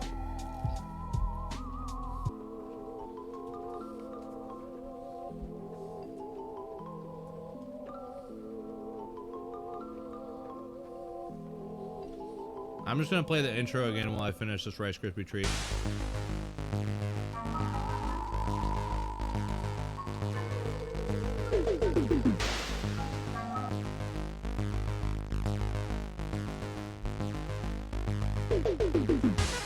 In a world where video game streaming is the next big craze since pause, one man wants to fight against the odds. It's me. I just want to finish that bite. I'm sorry. I'm sorry. All right.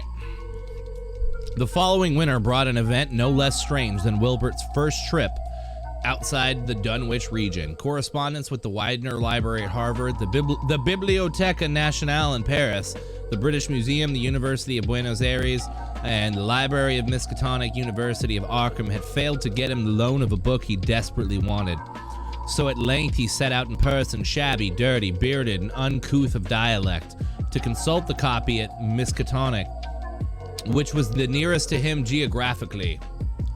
Almost 8 feet tall and carrying a cheap new valise from Osborne's general store, this dark and goatish gargoyle appeared one day at Arkham in quest of the dreaded volume kept under lock and key at the college library.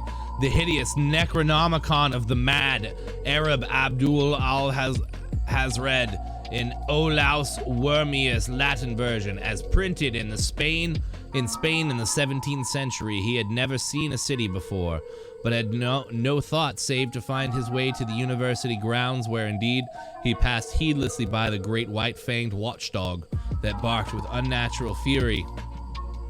Whoa! I'm so sorry. I just burped in the mic, man. That's my bad. So the Skinny is his family were into incestuous orgies and bloodletting cows. Yeah, and this like 10-year-old is 7 feet tall and has a beard.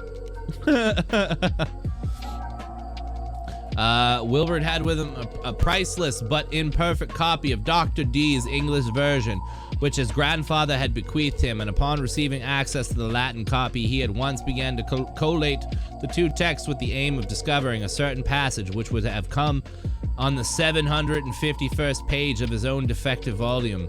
This much he could not civilly refrain from telling the librarian, the same erudite Henry Armitage, A.M., Miskatonic, Ph.D., Princeton, Lit D., Johns Hopkins, who had once called at the farm, and who now politely plied him with questions. He was looking, he had to admit, for a kind of formula or incantation containing the frightful name Yog-Sothoth, and it puzzled him to find discrepancies, duplications, and ambiguities which made the matter of determination far from easy. As he copied the formula he finally chose, Dr. Armitage looked involuntarily over his shoulder at the open pages, the left-hand one of which, in the Latin version, contained such monstrous threats to peace and sanity of their world. Nor is it to be thought, ran the text as Armitage mentally translated, that man is either oldest or the last of earth's masters, or that the common bulk of life and substance walks alone. The old ones were, the old ones are, and the old ones shall be. Not in the spaces we know, but between them. They walk serene and primal, undimensioned and to us unseen. Yog-Sothoth knows the gate. Yog-Sothoth is the gate. Yog-Sothoth is the key and the guardian of that gate. Past, present, future, and all are in Yog-Sothoth. He knows where the old ones broke through of old, and where they shall break through again. He knows where they have trod earth's fields and where they still tread them, and why no one can behold them as they tread. By the smell can men sometimes know them near, but of their semblance can no man know, saving only in the features of those they have begotten on mankind, and of those are many sorts, differing in likeness from man's truest eidolon to that shape without sight or substance which is them. They walk unseen and foul in lonely places where the words have been spoken and the rites howled through all their seasons. The wind gibbers with their voices, and the earth mutters with their consciousness. They bend the forest and crush the city, yet may not the forest or city behold the hand that smites. Kadath in the cold waste hath known them. And what man knows Kadath? The ice desert of the south and the sunken isles of ocean hold stone whereon the seal is engraven. But who hath seen the deep frozen city or sealed tower long garlanded with seaweed and barnacles? Great Cthulhu is their cousin, yet he can spy on them through dimly. He can spy on them only dimly. La Shub, as a foulness shall. Yeah, I'm not saying that word. As a foulness shall ye know them. Their hand is at your throats. Yet ye see them not, and their habitation is even one with your guarded threshold. Yog-Sothoth is the key to the gate whereby the spheres meet. Man rules now where they ruled once. They shall soon rule where man rules now. After summer is winter, and after winter summer. They wait patient and potent, for here shall they reign again. Okay. So Dr. Armitage was associating with reading. He had heard Dunwich and his brooding presences, and Wilbur Whately and his dim, hideous aura that stretched from a dubious birth to a cloud of probable matricide. Alright, so we're gonna scroll down a little bit. Will peel my husk and butter me up. Bianca 6 months. Swab you. Hold on. That was one of the new alerts. We gotta see it again. How do I replay it? No. It won't let me replay it. Oh no. I think I got Stream Elements open up here. Hold on.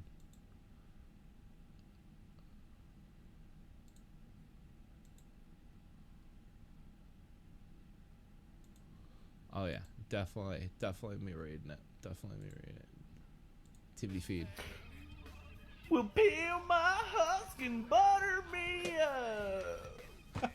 Pale frown, pog frown. Dude, frown power. Thank you. Sorry. Thank you so much for 6 months and 18 months. I cannot believe it's been that long. Well, actually, it feels like it's been longer. It feels like it's been longer, but I can't believe you guys would sub to me for that long. I love you guys. Thank y'all.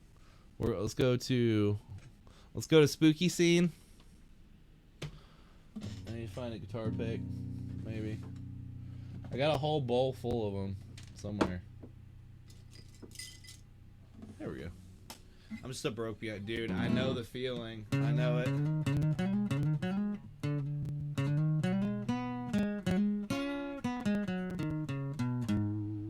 Broke Bianca. I know that comedian. I don't know that comedian.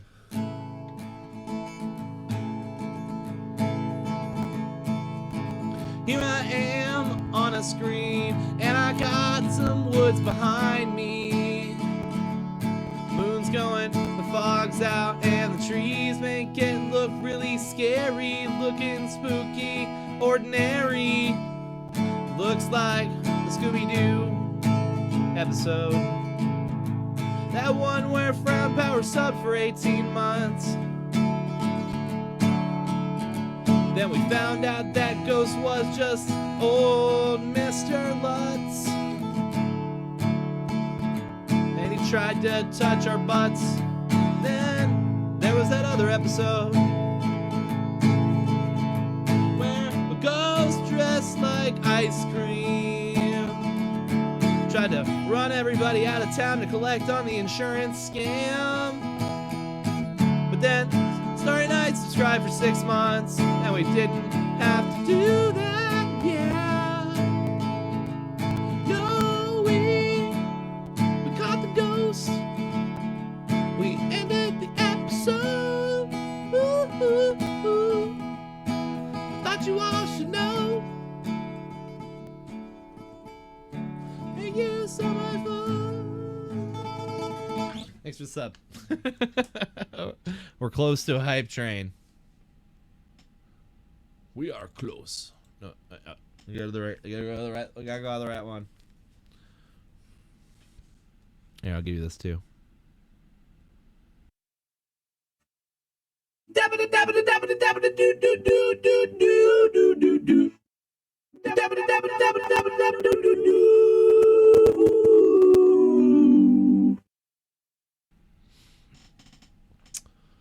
All right.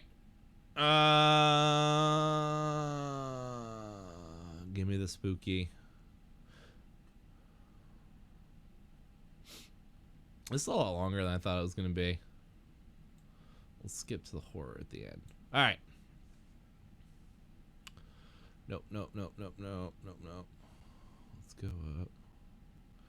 Let's go to 10. We're going to read the last chapter. The last chapter. Hey, bestie. In the end, the 3 men from Arkham, old, white-bearded Dr. Armitage, stocky, iron-gray Professor Rice, and lean, youngish Dr. Morgan ascended the mountain alone. After much patient instruction regarding its focusing and use, they left the telescope and the frightened group that remained in the road. And as they climbed, they were watched closely by those among whom the glass was passed around.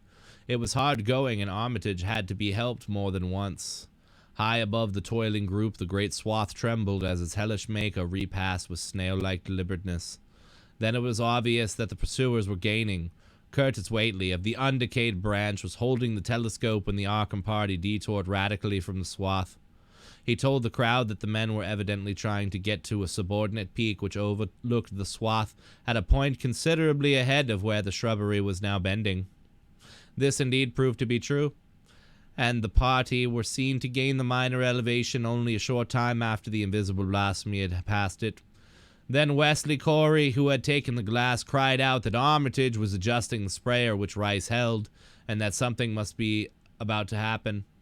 The crowd stirred uneasily, recalling that the sprayer was expected to give the unseen horror a moment of visibility. 2 or 3 men shut their eyes, but Curtis Whately snatched back the telescope and strained his vision to the utmost. He saw that Rice, from the party's point of vantage, above and behind the entity, had an excellent chance of spreading the potent powder with marvelous effect. Those without the telescope saw only an instant flash of gray cloud, a cloud about the size of a moderately large sized building near the top of the mountains. Curtis, who had held the instrument, dropped it with a piercing shriek into the ankle-deep mud of the road. He reeled and would have crumpled to the ground had not 2 or 3 others seized and steadied him. All he could do was moan half inaudibly, "Oh, great God! That!" There was a pandemonium of questioning, and only Henry Wheeler thought to rescue the fallen telescope and wipe it clean of mud. Curtis was past all coherence, and even isolated replies almost too much for him. Bigger than a barn, all made of squirming ropes. Whole thing sort of shaped like a hen's egg, bigger than anything, with dozens of legs like hog sheaths that half shut up when they step, nothing solid about it. All like jelly, and made of separate wriggling ropes pushed close together, great bulging eyes all over it, 10 or 20 mouths, or trunks sticking out along the sides, big as stovepipes, and all a tossing and opening and shutting, all gray with kinder blue or purple rings. God in heaven, that had face on top. His final memory, whatever it was, proved too much for poor Curtis, and he collapsed completely before he could say more. Fred Farr and Will Hutchins carried him to the roadside and laid him on the damp grass. Henry Wheeler, trembling, turned the rescued telescope on the mountain to see what he might. What up, part-time dogfish? Hope you're doing good. Welcome on in. Right now, we're trying to finish up the Dunwich Horror. Henry Wheeler, trembling, turned to the rescued telescope on the mountain to see what he might. Through the lenses were discernible 3 tiny figures, apparently running toward the summit as fast as the steep incline allowed. Only these, and nothing more. Then everyone noticed a strangely unseasonable noise in the deep valley behind, and even in the underbrush of Sentinel Hill itself. It was piping in unnumbered whippoorwills. It's fucking whippoorwills. And in their shrill chorus there seemed to lurk a note of tense and evil expectancy. Earl Sawyer now took the telescope and reported the 3 figures as standing on the topmost ridge, virtually level with the altar stone, but at a considerable distance from it. Considerable distance. Okay? It wasn't like right here in front of him. It was a considerable distance away. One figure, he said, seemed to be raising his hands above his head at rhythmic intervals. As Sawyer mentioned the circumstance, the crowd seemed to hear a faint, half-musical sound from the distance, as if a loud chant were accompanying the gestures. The weird silhouette on the remote peak... Oh, hold on. We lost our music, somehow. I need my creepy haunted house music back. My Halloween lo-fi. Ooh, that's a good one. I like this. All right.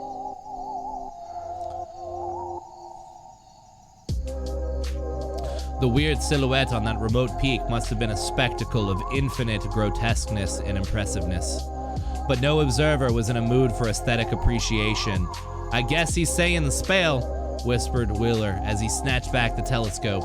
The whippoorwills were piping wildly and in singularly curious, irregular rhythm, quite unlike that of a visible ritual. Suddenly, the sunshine seemed to lessen without the intervention of any discernible cloud. It was a very peculiar phenomenon, and was plainly marked by all. A rumbling sound seemed brewing beneath the hills, mixed strangely with a concordant rumbling which clearly came from the sky. Lightning flashed aloft, and the wondering crowd looked in vain for the portents of storm. The chanting of the men from Arkham now became unmistakable, and Wheeler saw through the glass that they were all raising their arms in the rhythmic incantation. From some farmhouse far away came the frantic barking of dogs. A change in the quality of the daylight increased, and the crowd gazed about the horizon in wonder. A purplish darkness, born of nothing more than a spectral deepening of the sky's blue, pressed down upon the rumbling hills. Then the lightning flashed again, somewhat brighter than before, and the crowd fancied that it had shewed a certain mistiness around the altar stone on this distant height. No one, however, had been using the telescope at that instant. The whippoorwills continued their irregular pulsation, and the men of Dunwich braced themselves tensely against some imponderable menace with which the atmosphere seemed surcharged. Without warning came those deep, cracked, raucous vocal sounds, which will never leave the memory of the stricken group who heard them.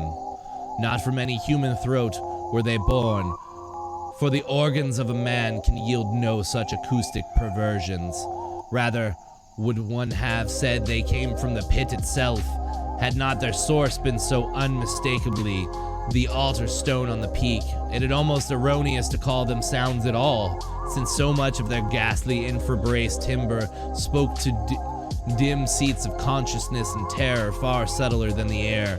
Yet one must do so, since their form was indisputably, though vaguely, that of half-articulate words. They were loud as the rumblings of the thunder above which they echoed.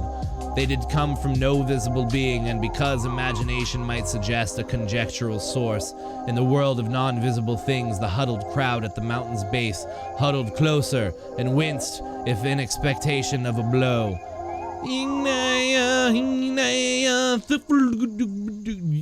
Yog-Sothoth rang, the hideous croaking out of space.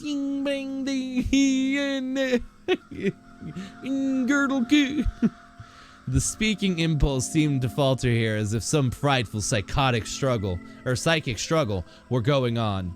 Henry Wheeler strained his eye at the telescope, but saw only the three grotesquely silhouetted human figures on the peak, all moving their arms furiously in strange gestures as their incantation drew near its culmination. From what black wells of acherontic fear of feeling, from what unplumbed gulfs of extra-cosmic consciousness or obscure, long-latent heredity were those half-articulate thunder-croakings drawn? Presently they began to gather renewed force and coherence as they grew in stark, utter, ultimate frenzy.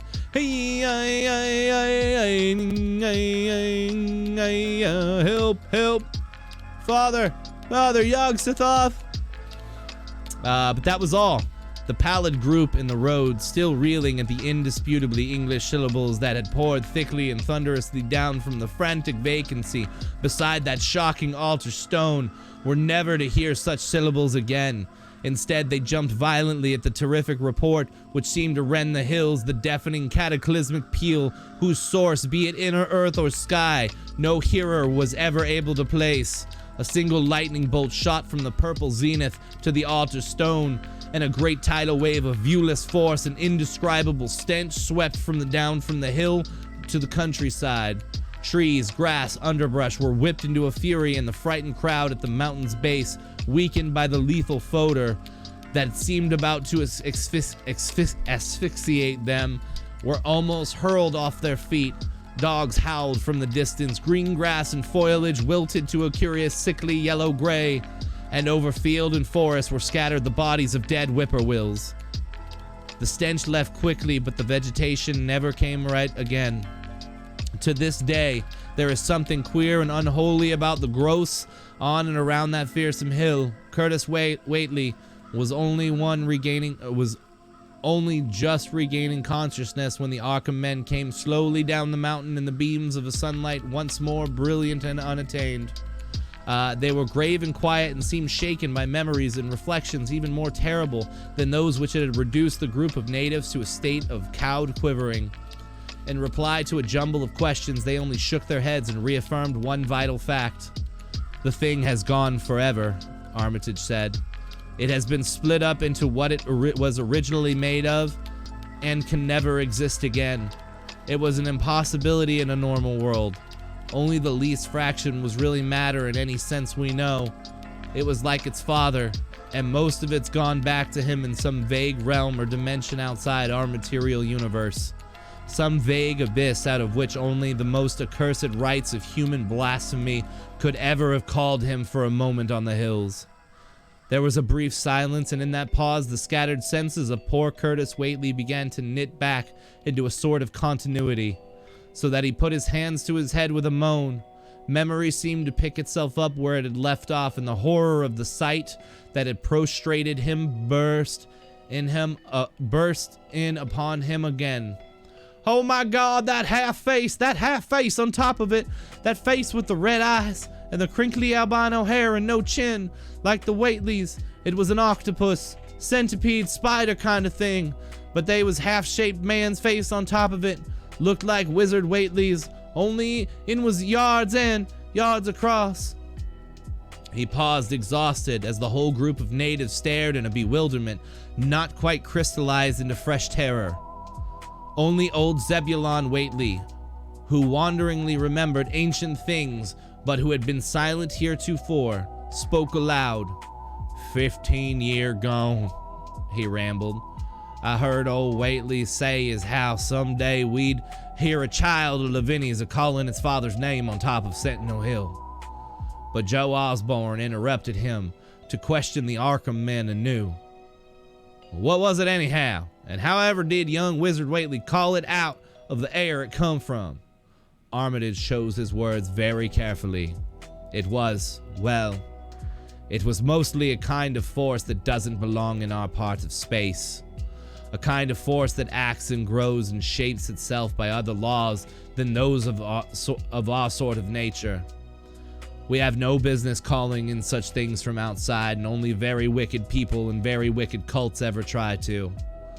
There was some of it in Wilbur Whately himself, enough to make a devil and a precocious monster of him, and to make his passing out a pretty terrible sight. I'm going to burn his accursed diary, and if you men are wise, you'll dynamite that altar stone up there and pull down all the rings of standing stones on the other hills. Things like that brought down the beings those Whateleys were so fond of. The beings they were going to let intangibly to wipe out the human race and drag the earth off to some nameless place for some nameless purpose. But as to this thing we've just sent back, the Whateleys raised it for a terrible part in the doings that were to come. It grew fast and big from the same reason that Wilbur grew fast and big, but it beat him because it had a greater share of the outsideness in it. You needn't ask how Wilbur called it out of the air. He didn't call it out. It was his twin brother, but it looked more like the father than he did. Ooh! My 1920s senses are tingling. I do. Some of it is just like, I don't know, man. I love the choice of some of the wording and like the descriptors, especially with like the monsters and stuff. Some of them just like really like just fucking good alliteration. And then there's some of it that's like I don't know. I guess the hillbilly speak. Like, was he going like super ham on like creating these characters and this like hillbilly dialogue, or was that like really how people talked back then? You know.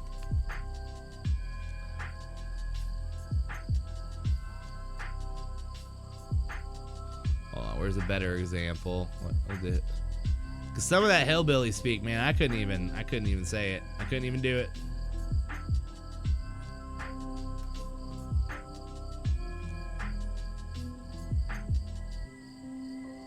So that was the Dunwich Horror. And so again, it is theorized that that is supposed to be like kind of autobiographical about his dad. So his dad, they think his dad is supposed to be the character of Whately, which crazy to think about, but like, what if, you know, like that was his dad and that really happened, and then like HP was like left to tell the story, you know? I don't know. It's crazy. It's crazy. So like he's writing himself into his own universe, you know?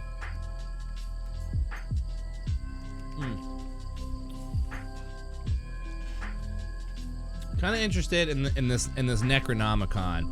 He mentions the Necronomicon in the story, and if you guys like throughout media alliterations, you know, Army of Darkness, Evil Dead, stuff like that, the Necronomicon is all over media. So I want to know, when he's talking about it, is he talking about a real book, or is he talking about like fiction? The Necronomicon is the title of a fictional book. So he wrote this book. He wrote the book, the Necronomicon. Okay, or the story. Okay.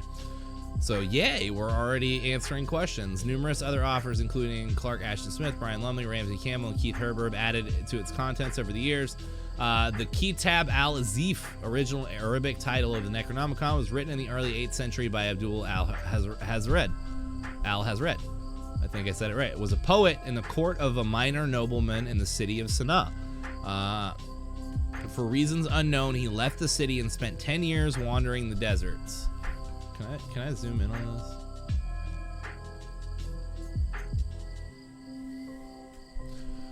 During his time, he visited places such as Arim, the city of the pillars, the catacombs of Egypt, and the temple of Nug and Yeb in the Crimson Desert. In his old age, al-Hazred lived in the great city of Damascus, where he produced the Kitab al-Azif. In the long years that followed, many translations of his great work have been made. So that's really cool. 8th century, this dude was traveling all around to like different countries and stuff. This dude was a man about town, all right? It is banned in most countries and all organized ecclesiastics.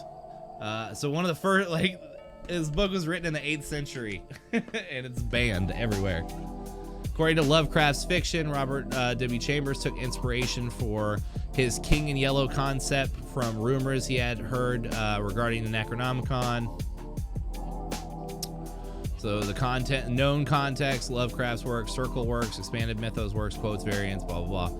All right, the known contents. Wait, there are no known contents.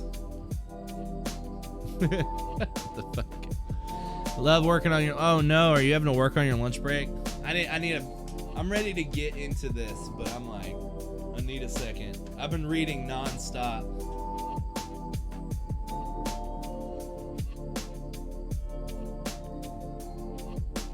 You guys want to see the YouTube page? While we're taking a quick break, we can look at this. Look at it, it's here. I got 9 subscribers on the new channel. I got 2 videos up already. Here's the link. All right. What should I do?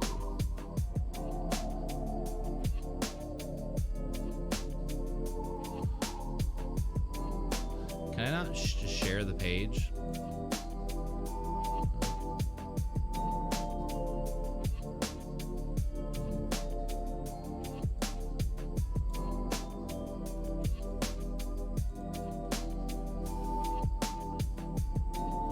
There, we can make that a command now.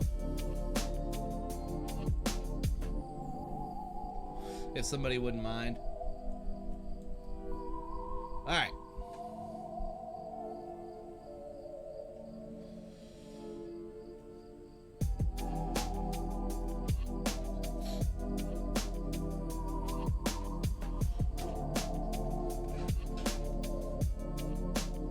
Gotta do a little stretching. All right, now we're ready. Lovecraft's work. The Vorish sign, the Dunwich horror. A formula for mind transference, the thing on the doorstep, instructions on how to make the power of Ibn Ghazi, the Dunwich horror. Passage from the Crawling Ones and the Green Flame, the festival. Page 751 of the complete version contains a long chant capable of summoning Yog-Sothoth. Okay, Dunwich horror. A large amount of information on Antarctic elder things. Kind of want to look up elder things at the mountains, and that's from the Mountains of Madness. Stories about a ghoul. So this is just all the different like uses of the Necronomicon, because it crosses over many of his different stories. I really want to learn about the original. Incantation of Vak Viraj used against Neogatha, the Salem horror. Return of the Sorcerer.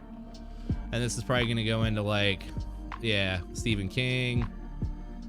I'm sure Evil Dead's on here somewhere.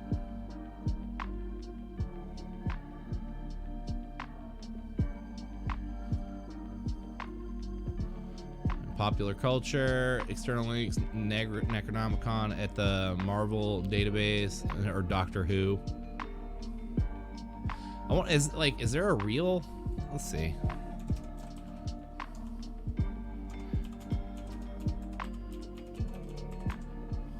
Real Necronomicon for sale? Is that serious? That's a Google search. I want to buy my own. I want to buy my own Necronomicon. I just want to see some of the pages. The real Necronomicon, also referred to as the Book of the Dead, or under a purported original Arabic title of Kitab al-Kazib, it's a fictional grimoire. So okay, it never actually exists. So let's go back. The original Necronomicon is fictional. That is, it exists only in the fictional world created by H.P. Lovecraft. Okay, cool. We're good on that front. Get a Necrotelecomnicon. It said so. Okay, so he does a really good job of describing it, because in the story he said it was written by this dude in the 8th century or whatever, and it was being kept at the museum in England or whatever. So like, good on you. That is a good writer tactic. Like, just make shit up and like put fictional items into real locations in your story, because then 100 years from after you write it, people are gonna be like, wait, what? Was that real? It's add, or command add. The thing is like command add. So it'll be command add the name of it, and then whatever the text is. Terry Pratchett's parody of phone book for the spirit world. That sounds awesome. Necrotelecomnicon.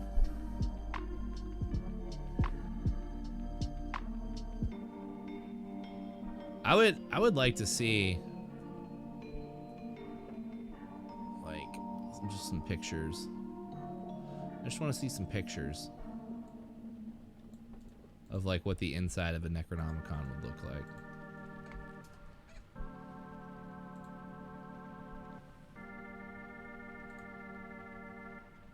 See, that's dope. There's like fish people, and like it looks like a dragon.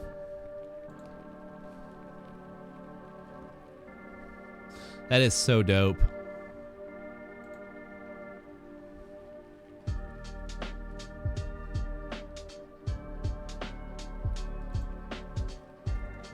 That would be a fucking sweet tattoo. This would be such a cool tattoo.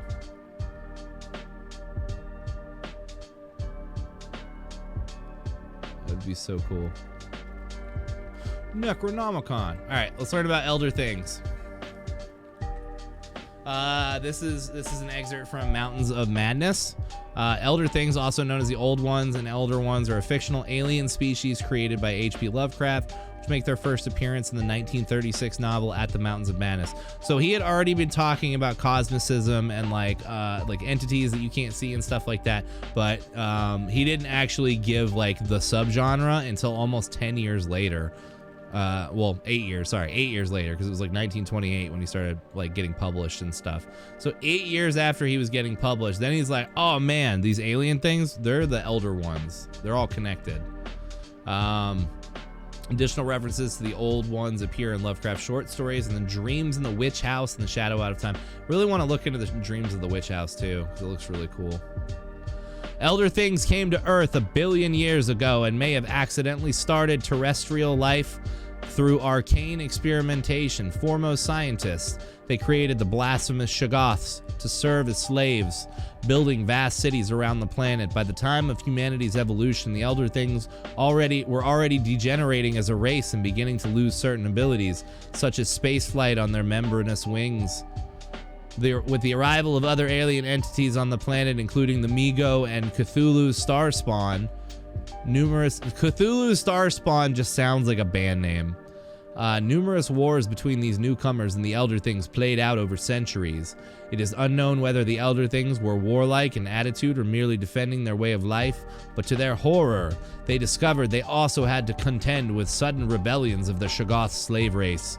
Such wars and troubles drove the Elder Things to retreat to what we now know as Antarctica, where one of the greatest cities remained. Eventually, the combination of the Shoggoth rebellions and advent of the Ice Age brought the Elder Thing civilization to extinction. While only the dead or those in frozen hibernation can be found in the remains of their Antarctic city, there remain living communities of Elder Things in the deepest parts of the ocean. Hints contained in certain banned texts suggest that non-degenerate Elder Things may yet be found living among the stars. So it's saying that not only are there frozen Cthulhus, sorry, my nose itches. There are frozen Cthulhus frozen in the ice in Antarctica with a giant-ass city, but there's also Cthulhu cities underwater with awake and living Cthulhus. And there's also Cthulhus still out in space. There's so much Cthulhu.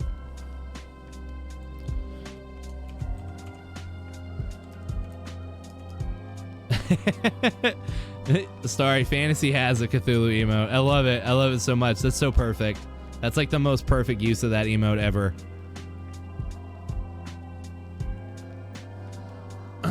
While only the dead or those frozen in hibernation can be found in the remains of the Antarctic city. Okay. 6 feet end to end, 3 and 5/10 feet central diameter, tapering to 1 foot in each end, like a barrel with 5 bulging ridges in place of staves. Lateral breakages as of thinnish stalks are at equator and middle of these ridges. In furrows between ridges are curious growths, combs or wings that fold up and spread out like fans, which gives almost 7-foot wingspan. Arrangement reminds one of certain monsters of primal myth, especially fabled Elder Things in the Necronomicon. The Elder Things were the first alien species to come to Earth, colonizing the planet about 1 billion years ago. They stood roughly 6 feet tall and had the appearance of huge oval-shaped barrel with starfish-like appendages at both ends. The top appendage was a head adorned with 5 eyes, 5 eating tubes, and a set of prismatic cilia for seeing without light. The bottom appendage was 5-limbed and was used for walking and other forms of locomotion. The beings also had 5 leathery, retractable wings, which were used both for atmospheric flight and for sailing through the ether of empty space. They had 5 sets of tentacles that sprouted from their torsos, which divided twice into finer tentacles that could be used for swimming and manipulating objects. Both of their tentacles and the slits housing their folded wings were spaced at regular intervals about their bodies. The Elder Things were vegetable-like in shape, having radial symmetry instead of the bilateral symmetry of bipeds. They also differed in that way they had a 5-lobed brain. The Elder Things exhibited vegetable as well as animal characteristics in terms of reproduction, multiplied using spores, although they discouraged increasing their numbers except when colonizing new regions. Though they could make use of both organic and inorganic substances, the Elder Things were preferably carnivorous. They were also amphibious. And they like to eat meat, and they also really love the water. The bodies of the Elder Things were incredibly tough, capable of withstanding the pressures of the deepest ocean and harsh vacuum of space. Few died except by accident or violence. The beings were also capable of hibernating for vast epochs of time. Nonetheless, until all other beings of the mythos, the Elder Things were made of normal terrestrial matter. Their blood was thick and green and had a horrible, indescribable stench that was detectable from very far away. Their presence generally caused dogs to become violent and provoked them into attacking them. The technology that the Elder Things possessed was not described at length other than as being extremely advanced, and at the Mountains of Madness even makes an offhand mention that they may have had directed energy weaponry. For the most part, they made minimal use of high technology, as their natural resilience and movement abilities made many forms of life support and transportation unnecessary. They are also described as having a great command of biological principles and genetic engineering, and are also known to have synthesized many life forms, including the Shoggoths and the ancestral forms of all native life on Earth. Carvings found in the Elder Things' lost city in Antarctica hint that they possessed an understanding of cosmology and physics at least equivalent to that of mankind as of the mid-20th century, and likely much greater. The Elder Things were also mentioned to have had very advanced agriculture. The murals on the walls describe the Elder Things as possessing vast vineyards and having domesticated many prehistoric animals as workforce and as pets. Among them was also a primitive primate that looked similar to humans and were kept for entertainment. Architecture mimics their 5-pointed symmetry and was built almost entirely by Shoggoths. So that's crazy. So everything was all 5-point, like star type stuff everywhere to match their tentacles, their 5 tentacles. They had animals and like humanoid things as pets. It's crazy. Just imagine like a neighborhood of Cthulhu's, like just a neighborhood of Cthulhu's just hanging out, walking their humans, you know. Hey Todd. 3 and 5 cents. Oh, and you want to say 3.5, but you need to get that word count up. Yeah, no shit, right? All right. So let's talk a little bit about the Cthulhu mythos, and then we're going to move on into the dreams in the witch house. The Cthulhu mythos itself is a mythopoeia and shared fictional universe originating in the works of American horror writer H.P. Lovecraft. The term was coined by August Derleth, a contemporary and correspondent and protege of Lovecraft, to identify the settings, tropes, and lore that were employed by Lovecraft as literary successors. The name Cthulhu derives from the central creature in Lovecraft's seminal short story, The Call of Cthulhu, first published in pulp magazine Weird Tales in 1928. Richard Tierney, a writer who also wrote Mythos Tales, later applied the term Derleth mythos to distinguish Lovecraft's work from Derleth's later stories, so just to separate like the two authors. Which modify key tenets of the mythos. So like Derleth like loved the mythos, loved the universe and the world that he built up, and used a lot of inspiration and some stuff from that mythos to make his own. But he wanted to do some stuff differently to keep them separated. In his essay, H.P. Lovecraft and the Cthulhu Mythos, Robert M. Price described 2 stages in his development of the Cthulhu Mythos. Price called the first stage the Cthulhu Mythos proper. This stage was formulated during Lovecraft's lifetime and was subject to his guidance, so he had part in this. The second stage was guided by August Derleth, who, in addition to publishing Lovecraft stories after his death, attempted to categorize and expand the mythos. So the first stage is an ongoing theme in Lovecraft's work, is the complete irrelevance of mankind in the face of cosmic horrors that apparently exist in the universe. So the main point is to make you as the reader feel like scared and alone and like you don't know shit about anything. That there are forces out there that you do not understand and you cannot comprehend. Lovecraft made frequent references to the Great Old Ones, a loose pantheon of ancient powerful deities from space who once ruled the earth and have since fallen into a death-like sleep. Where I wanna read up on the Great Old Ones too after we finish this. I'm sorry, my nose is itchy. I wonder if that's because I'm sick. You know, like when you get sick and like your skin starts getting tender, like on your face, under your nose. But it's like reverse. Like now that I've been sick for a week and now I'm getting it. I'm chafed. All right.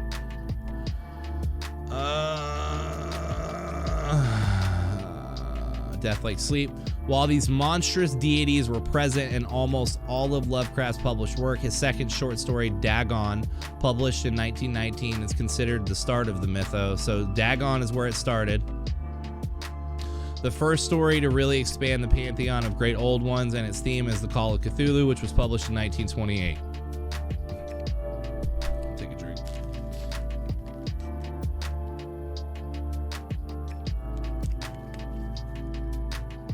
Gatorade.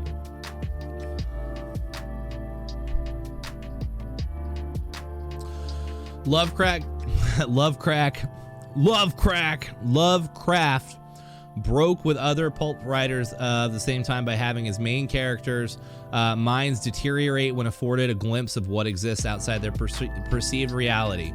He emphasized the point by stating in the opening sentence of the story that the most merciful thing in the world, I think, is the inability of the human mind to correlate all its contents. So that's saying like it's the greatest thing in the world to not know everything else, like what's lurking in the shadows, essentially. To not know what's lurking in the shadows and hiding out there. It's a gift to not know like what kind of power and presence is out there in the universe. Writer Dirk W. Mosig noted that Lovecraft was a mechanist materialist who embraced the philosophy of cosmic indifferentism and believed in a purposeless, mechanical, and uncaring universe. Human beings with their limited faculties can never fully understand the universe, and the cognitive dissonance caused by this revelation leads to insanity in his view.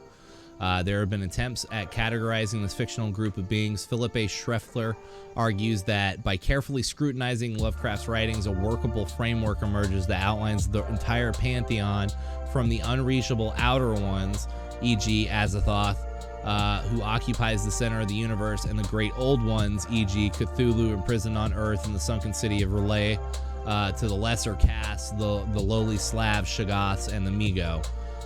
David E. Schultz said Lovecraft never meant to create a canonical mythos, but rather intended his imaginary pantheon to serve merely as a background element. So, like, he wasn't trying to build, like, world build. He wasn't trying to create, like, a universe of these monsters, like, all intertwined and connected. He wasn't trying to make the Marvel Cinematic Universe. He was just using that as the backdrop for his stories. That's kind of a cool little note to think about. Lovecraft himself humorously referred to his mythos as Yog-Sothothery. Dirk M. Mosig coincidentally suggested the term Yog-Sothoth cycle of myth be substituted for Cthulhu mythos. At times, Lovecraft even had to remind his readers that his mythos creations were entirely fictional. The view that there was no rigid structure is expounded upon by S.T. Joshi, who said, Lovecraft's imaginary cosmogony was never a static system, but rather a sort of aesthetic construct that remained ever adaptable to its creator's developing personality and altering interest. There was never a rigid system that might be posthumously appropriated. The essence of the mythos lies not in a pantheon of imaginary deities, nor in a cobwebby collection of forgotten tomes, but rather in a certain convincing cosmic attitude. Price said Lovecraft's writings could at least be divided into categories and identified three distinct themes. The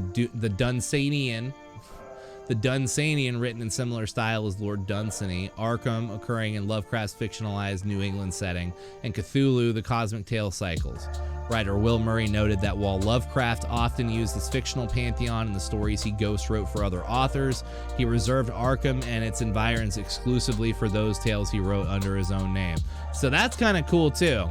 So, like, still same world, but like when he only uses so he still uses like Lovecraft lore, like the lore and his pantheon of monsters and stuff, even when he's ghostwriting for other authors. But he reserved Arkham and like that world specifically, that setting, he saves that for only his own works that he releases under his name, which I think is really cool. Although the mythos was not formalized or acknowledged between them, Lovecraft did correspond and share story elements with other contemporary writers, including Clark Ashton Smith, Robert E. Howard, Robert Bloch, Frank Belknap Long, Henry Kuttner, Henry S. Whitehead, and Fritz Lieber. Fritz Lieber, a group referred to as the Lovecraft Circle. For example, Robert E. Howard character Friedrich von Juntz reads Lovecraft's Necronomicon in the short story The Children of the Night. And in turn, Lovecraft mentions Howard's Unaspreckelin Kulton in the stories Out of the Eons and The Shadow Out of Time. Many of Howard's original unedited Conan stories also involve parts of the Cthulhu mythos. That's badass! Robert E. Howard created Conan the Barbarian in 1932. And Conan and the Cthulhu mythos crossover. I did not know that. That's pretty amazing. That is super cool. All right, and so the second stage, Price denotes the second stage is commencement of the writing cycle, I guess. What was it? This is how to categorize and expand the mythos. So stage 2, Price denotes the second stage's commencement with August Derleth, with the principal difference between Lovecraft and Derleth being Derleth's use of hope and development of the idea that the Cthulhu mythos essentially represented a struggle between good and evil. Derleth is credited with creating the Elder Gods. He stated, as Lovecraft conceived the deities or forces of his mythos, they were initially the Elder Gods. These Elder Gods were benign deities representing the forces of good and existed peacefully, very rarely stirring forth to intervene in the unceasing struggle between the powers of evil and the races of Earth. These powers of evil were variously known as the Great Old Ones or the Ancient Ones. Price said the basis for Derleth's system is found in Lovecraft was Derleth's use of the rubric Elder Gods so alien to Lovecraft's in At the Mountains of Madness, perhaps not. In fact, this very story, along with some hints of the shadow over Innsmouth, provides the key to the origin of the Derleth mythos. For in At the Mountains of Madness is shown the history of a conflict between interstellar races, first among them the Elder Ones and the Cthulhu spawn. Derleth said Lovecraft wished for other authors to actively write about the mythos as opposed to it being a discrete plot device within Lovecraft's own stories. Derleth expanded the boundaries of the mythos by including any passing reference to another author's story elements by Lovecraft as part of the genre.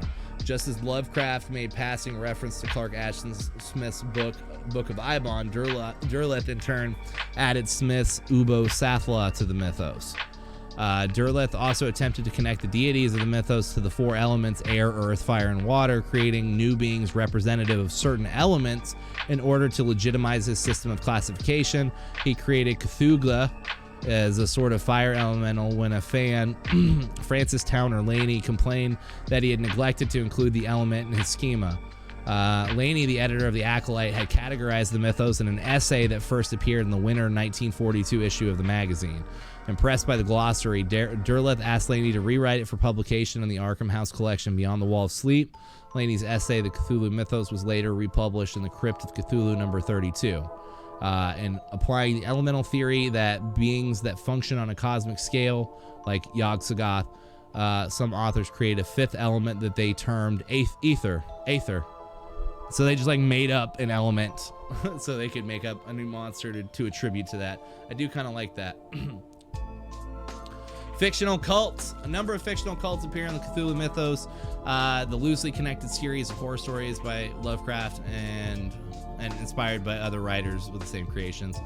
Many of the cults serve the outer god Nyarlathotep.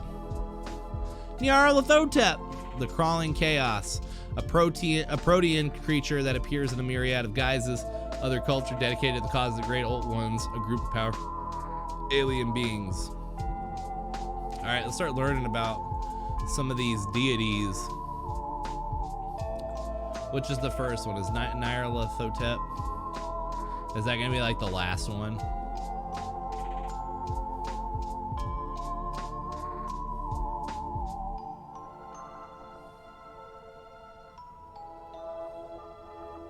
I don't even see that in the list. All right, we're gonna learn about this other one first because it's not in the list, and then we're gonna learn about some of these other monsters.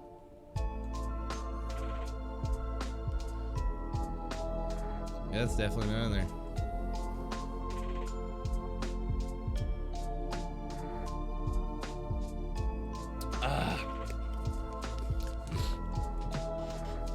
Alright. Nyarlathotep is a fictional character created by H.P. Lovecraft. The character is a malign deity in the Cthulhu mythos, a shared universe. First appearing in Lovecraft's 1920 prose poem, Nyarlathotep, he was later mentioned in other works by Lovecraft, and other writers later describe him as one of the outer gods, an alien pantheon. So this is like another, so this is the Cthulhu mythos deity. So some of these are like outer gods, great ones, outer gods. So Cthulhu is part of the outer gods. No, he's not. Elder gods. Cthulhu. I don't see Cthulhu anywhere on here. What the fuck am I looking at? Why are those names missing? I don't get it.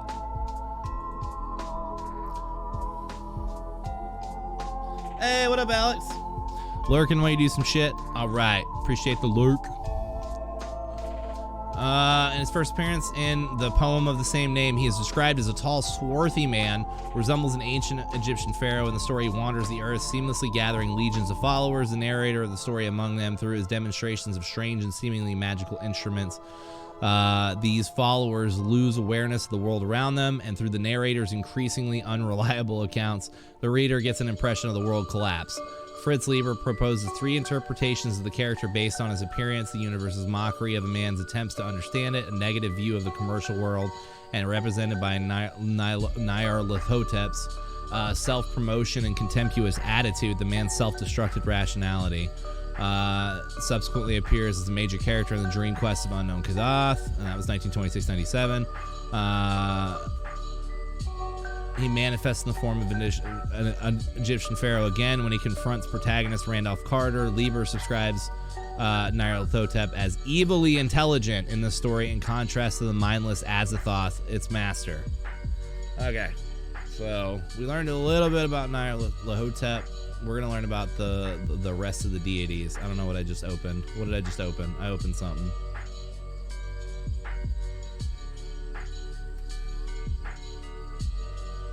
Okay, so I guess I opened Discord. Nice. The Cthulhu mythos deities as a whole. These entities are usually depicted as immensely powerful and utterly indifferent to humans who can barely begin to comprehend them. So they don't really give a shit about us. Some entities are worshipped by humans. These deities include the Great Old Ones and extraterrestrials.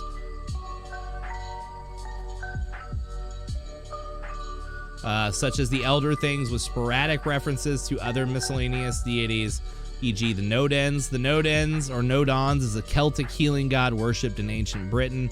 Although no physical depiction of him has survived, votive plaques found in a shrine at Lindy Park indicate his connection with dogs, a beast associated with healing, symbolism, and antiquity. Nice. The Elder Gods are a later creation of other prolific writers who expanded on Lovecraft's concepts, such as August Derleth, we've heard about him, who's credited with formalizing the Cthulhu mythos. Most of these deities were Lovecraft's original creations, but he also adapted words or concepts from earlier writers such as Ambrose Bierce, and later writers in turn used Lovecraft's concepts and expanded his own universe. So let's learn about some of these monsters.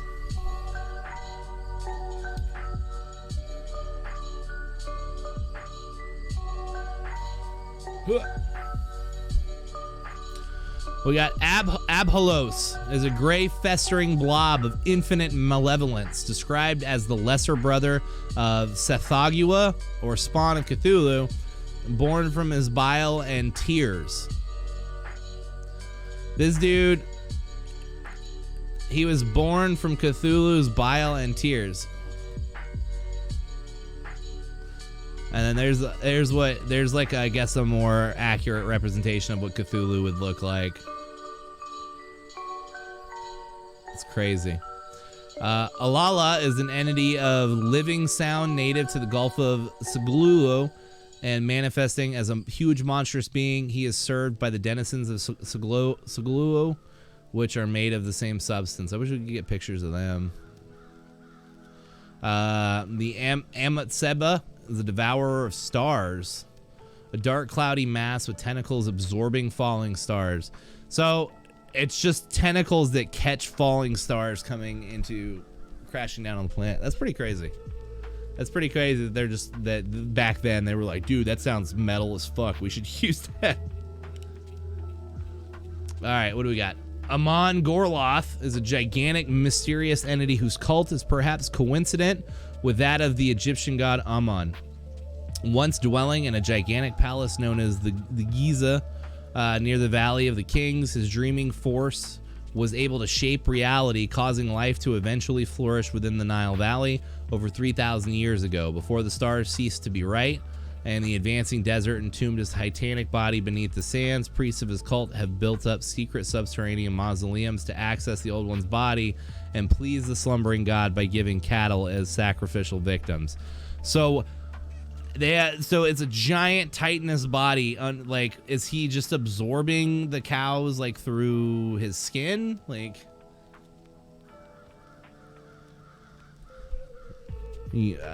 I was expecting like they're rubbing lotion on him underneath the stand or something, but no, they're feeding him. Afumza appears much like Cthulhu, of course, but gray and cold, obviously. That's the Cold Flame, the Lord of the Pole. I feel like that's somebody I went to high school with. Lord of the Pole. Cold Flame, the creator of the Nile and the universe, the equilibrium. So that's Amon Gorloth. This is Afumza. Apocalypthoth is the moon god, lunar entity that dwells in the dimension of Enolun. The Apocalypthoth. Orwasa is the silent shouter on the hill, the humanoid torso with tentacles instead of limbs and a short neck ending in a toothless, featureless mouth. The Atlaknaka, the spider god, spinner in darkness, a giant spider with a human-like face. The Iee, the serpent goddess, Aja, daughter of both Yig and the outer goddess Yidra, appearing as a gigantic octopus-like horror with serpentine eyes and detachable tentacles. Shit's battery operated, which may move independently. She dwells within the cavern of a deep canyon somewhere in Texas. I love it. I love it so much. I love it so much. What a weird, just a fucking weird detail to throw. Like whoever wrote this and created this character, they were just like, yeah, it's the daughter of Yig and the outer goddess Yidra. It's a giant octopus-like horror with serpentine eyes and detachable tentacles, which may move independently. She dwells within the cavern of a deep canyon somewhere in Texas. Ilith is the widow in the woods, the many mother, a tall, shadowy humanoid figure with yellow glowing eyes and strange protrusions like the branches of dead trees. She is the servant of and we're not saying that word, Zugamog, the bringer of pestilence, a huge flying scorpion with an ant-like head. The Bassaton, which is the master of the crabs, not described, possibly has fins and tentacles. The writer never described this elder god, so we're just gonna guess that it has fins and tentacles. Texas is big. Texas is big. I mean, but I'm just thinking, like, I don't know, dude. Right. There's an ancient presence somewhere in the world, buried deep for eons, and it happens to be underneath a Taco Bell in Plano, Texas. Like, it just doesn't fucking make sense. That's the plot of Stranger Things. Again, it's like Hawkins, Indiana. That's where everything happens, man.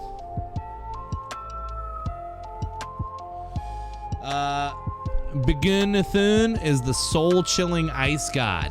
Appears as a cyanotic humanoid followed by an eerie blizzard. Bakrug, the great water lizard, the doom of Sarnath. Bugshash is the black one, the filler of space, he who comes in the dark. Maybe he who comes in the light. Bayaguna is the faceless ones. Byatis is the Berkeley toad, serpent-bearded Byatis. Look at all these gods, dude. This is so... Wait, we're not reading the rest of the description. So appears a gigantic water lizard. That's a Zelda boss. Bakrug, the great water lizard, the doom of Sarnath. That is definitely a Zelda boss right there. Bugshash, he who comes in the dark, appears as a black slimy mass covered in eyes and mouths, much like a Shoggoth. The Bayaguna, the faceless ones, revered as god of the dead and reanimated the deceased to sustain itself on their life force. Theorized to be an avatar of Nyarlathotep, though it is not confirmed. Byatis, the Berkeley toad, serpent-bearded Byatis, appears as a gigantic multicolored toad with one eye, a proboscis, crab-like claws, and tentacles below the mouth. This is... To think that he came up with that stuff, you know? Like, we've got the internet, and we've got all these TVs and movies and all this stuff that we can draw and pull inspiration from, especially in the science fiction realm. Yeah, I remember, like, in the 1920s, it was him and, like, 8 other nerds. You know? It was, like, 8 nerds that were just like, hey, I'm gonna keep writing these stories. You guys want to keep writing some stories?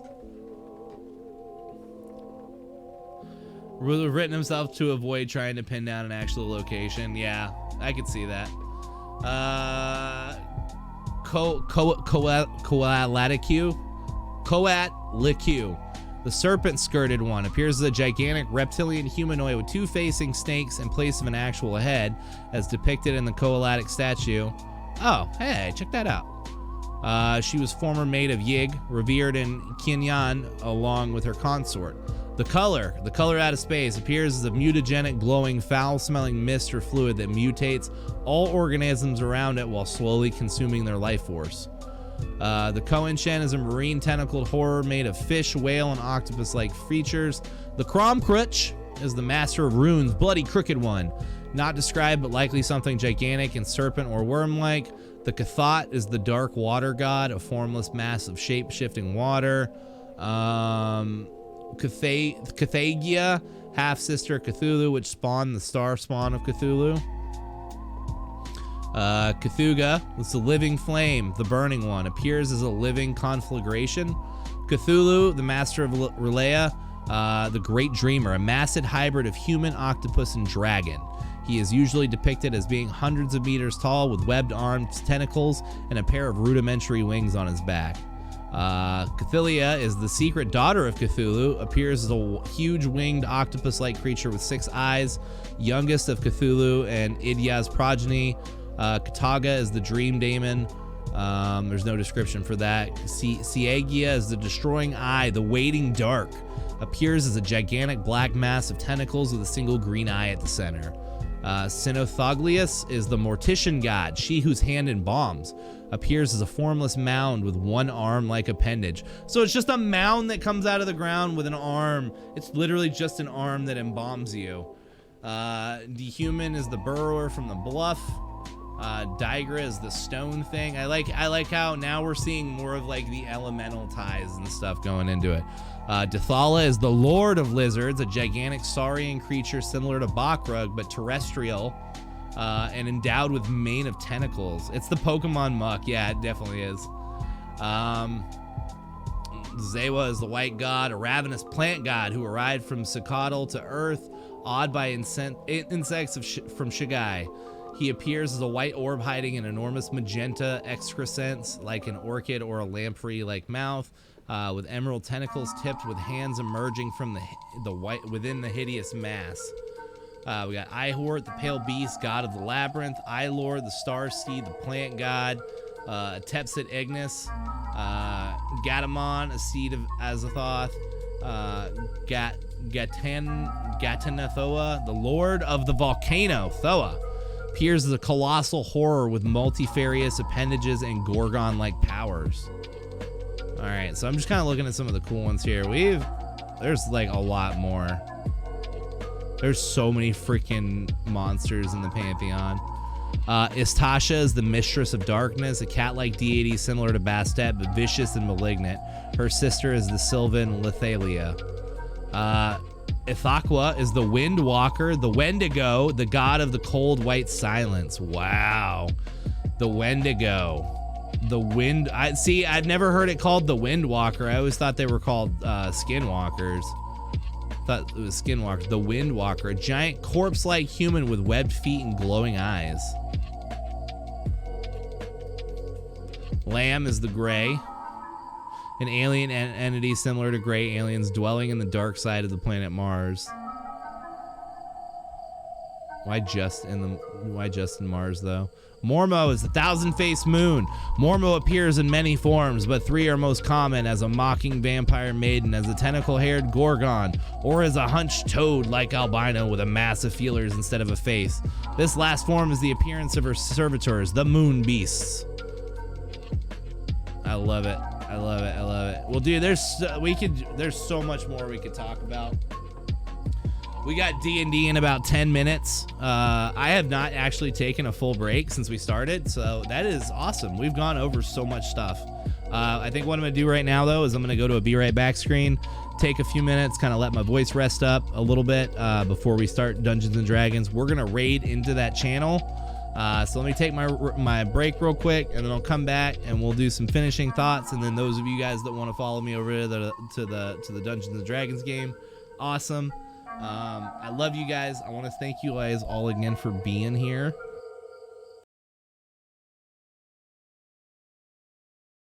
Have I been muted this whole time? Son of a bitch. I'm so sorry. I am not going over all that again. I'll do like a little voiceover thing for the YouTube video and just make up whatever I was saying. But yeah, so apparently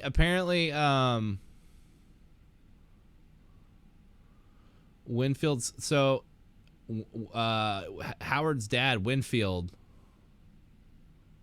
died of syphilis. So he was committed, and they found out after he died that he had syphilis. So that's fun. I think we're done with H.P. Lovecraft for today. We're done. We're done with H.P. Lovecraft.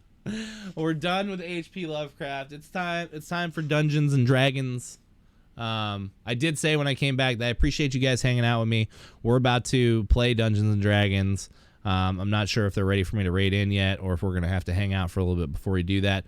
But the Opto Explains It All stuff is done. We are done with H.P. Lovecraft. We did it. We fucking killed it. We read a bunch. I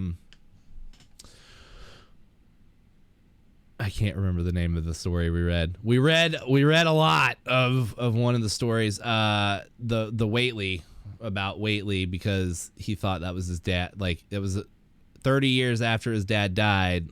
They assumed that the story was like an autobiography about his dad. So he was trying to tell like his dad's stories through his dad's eyes.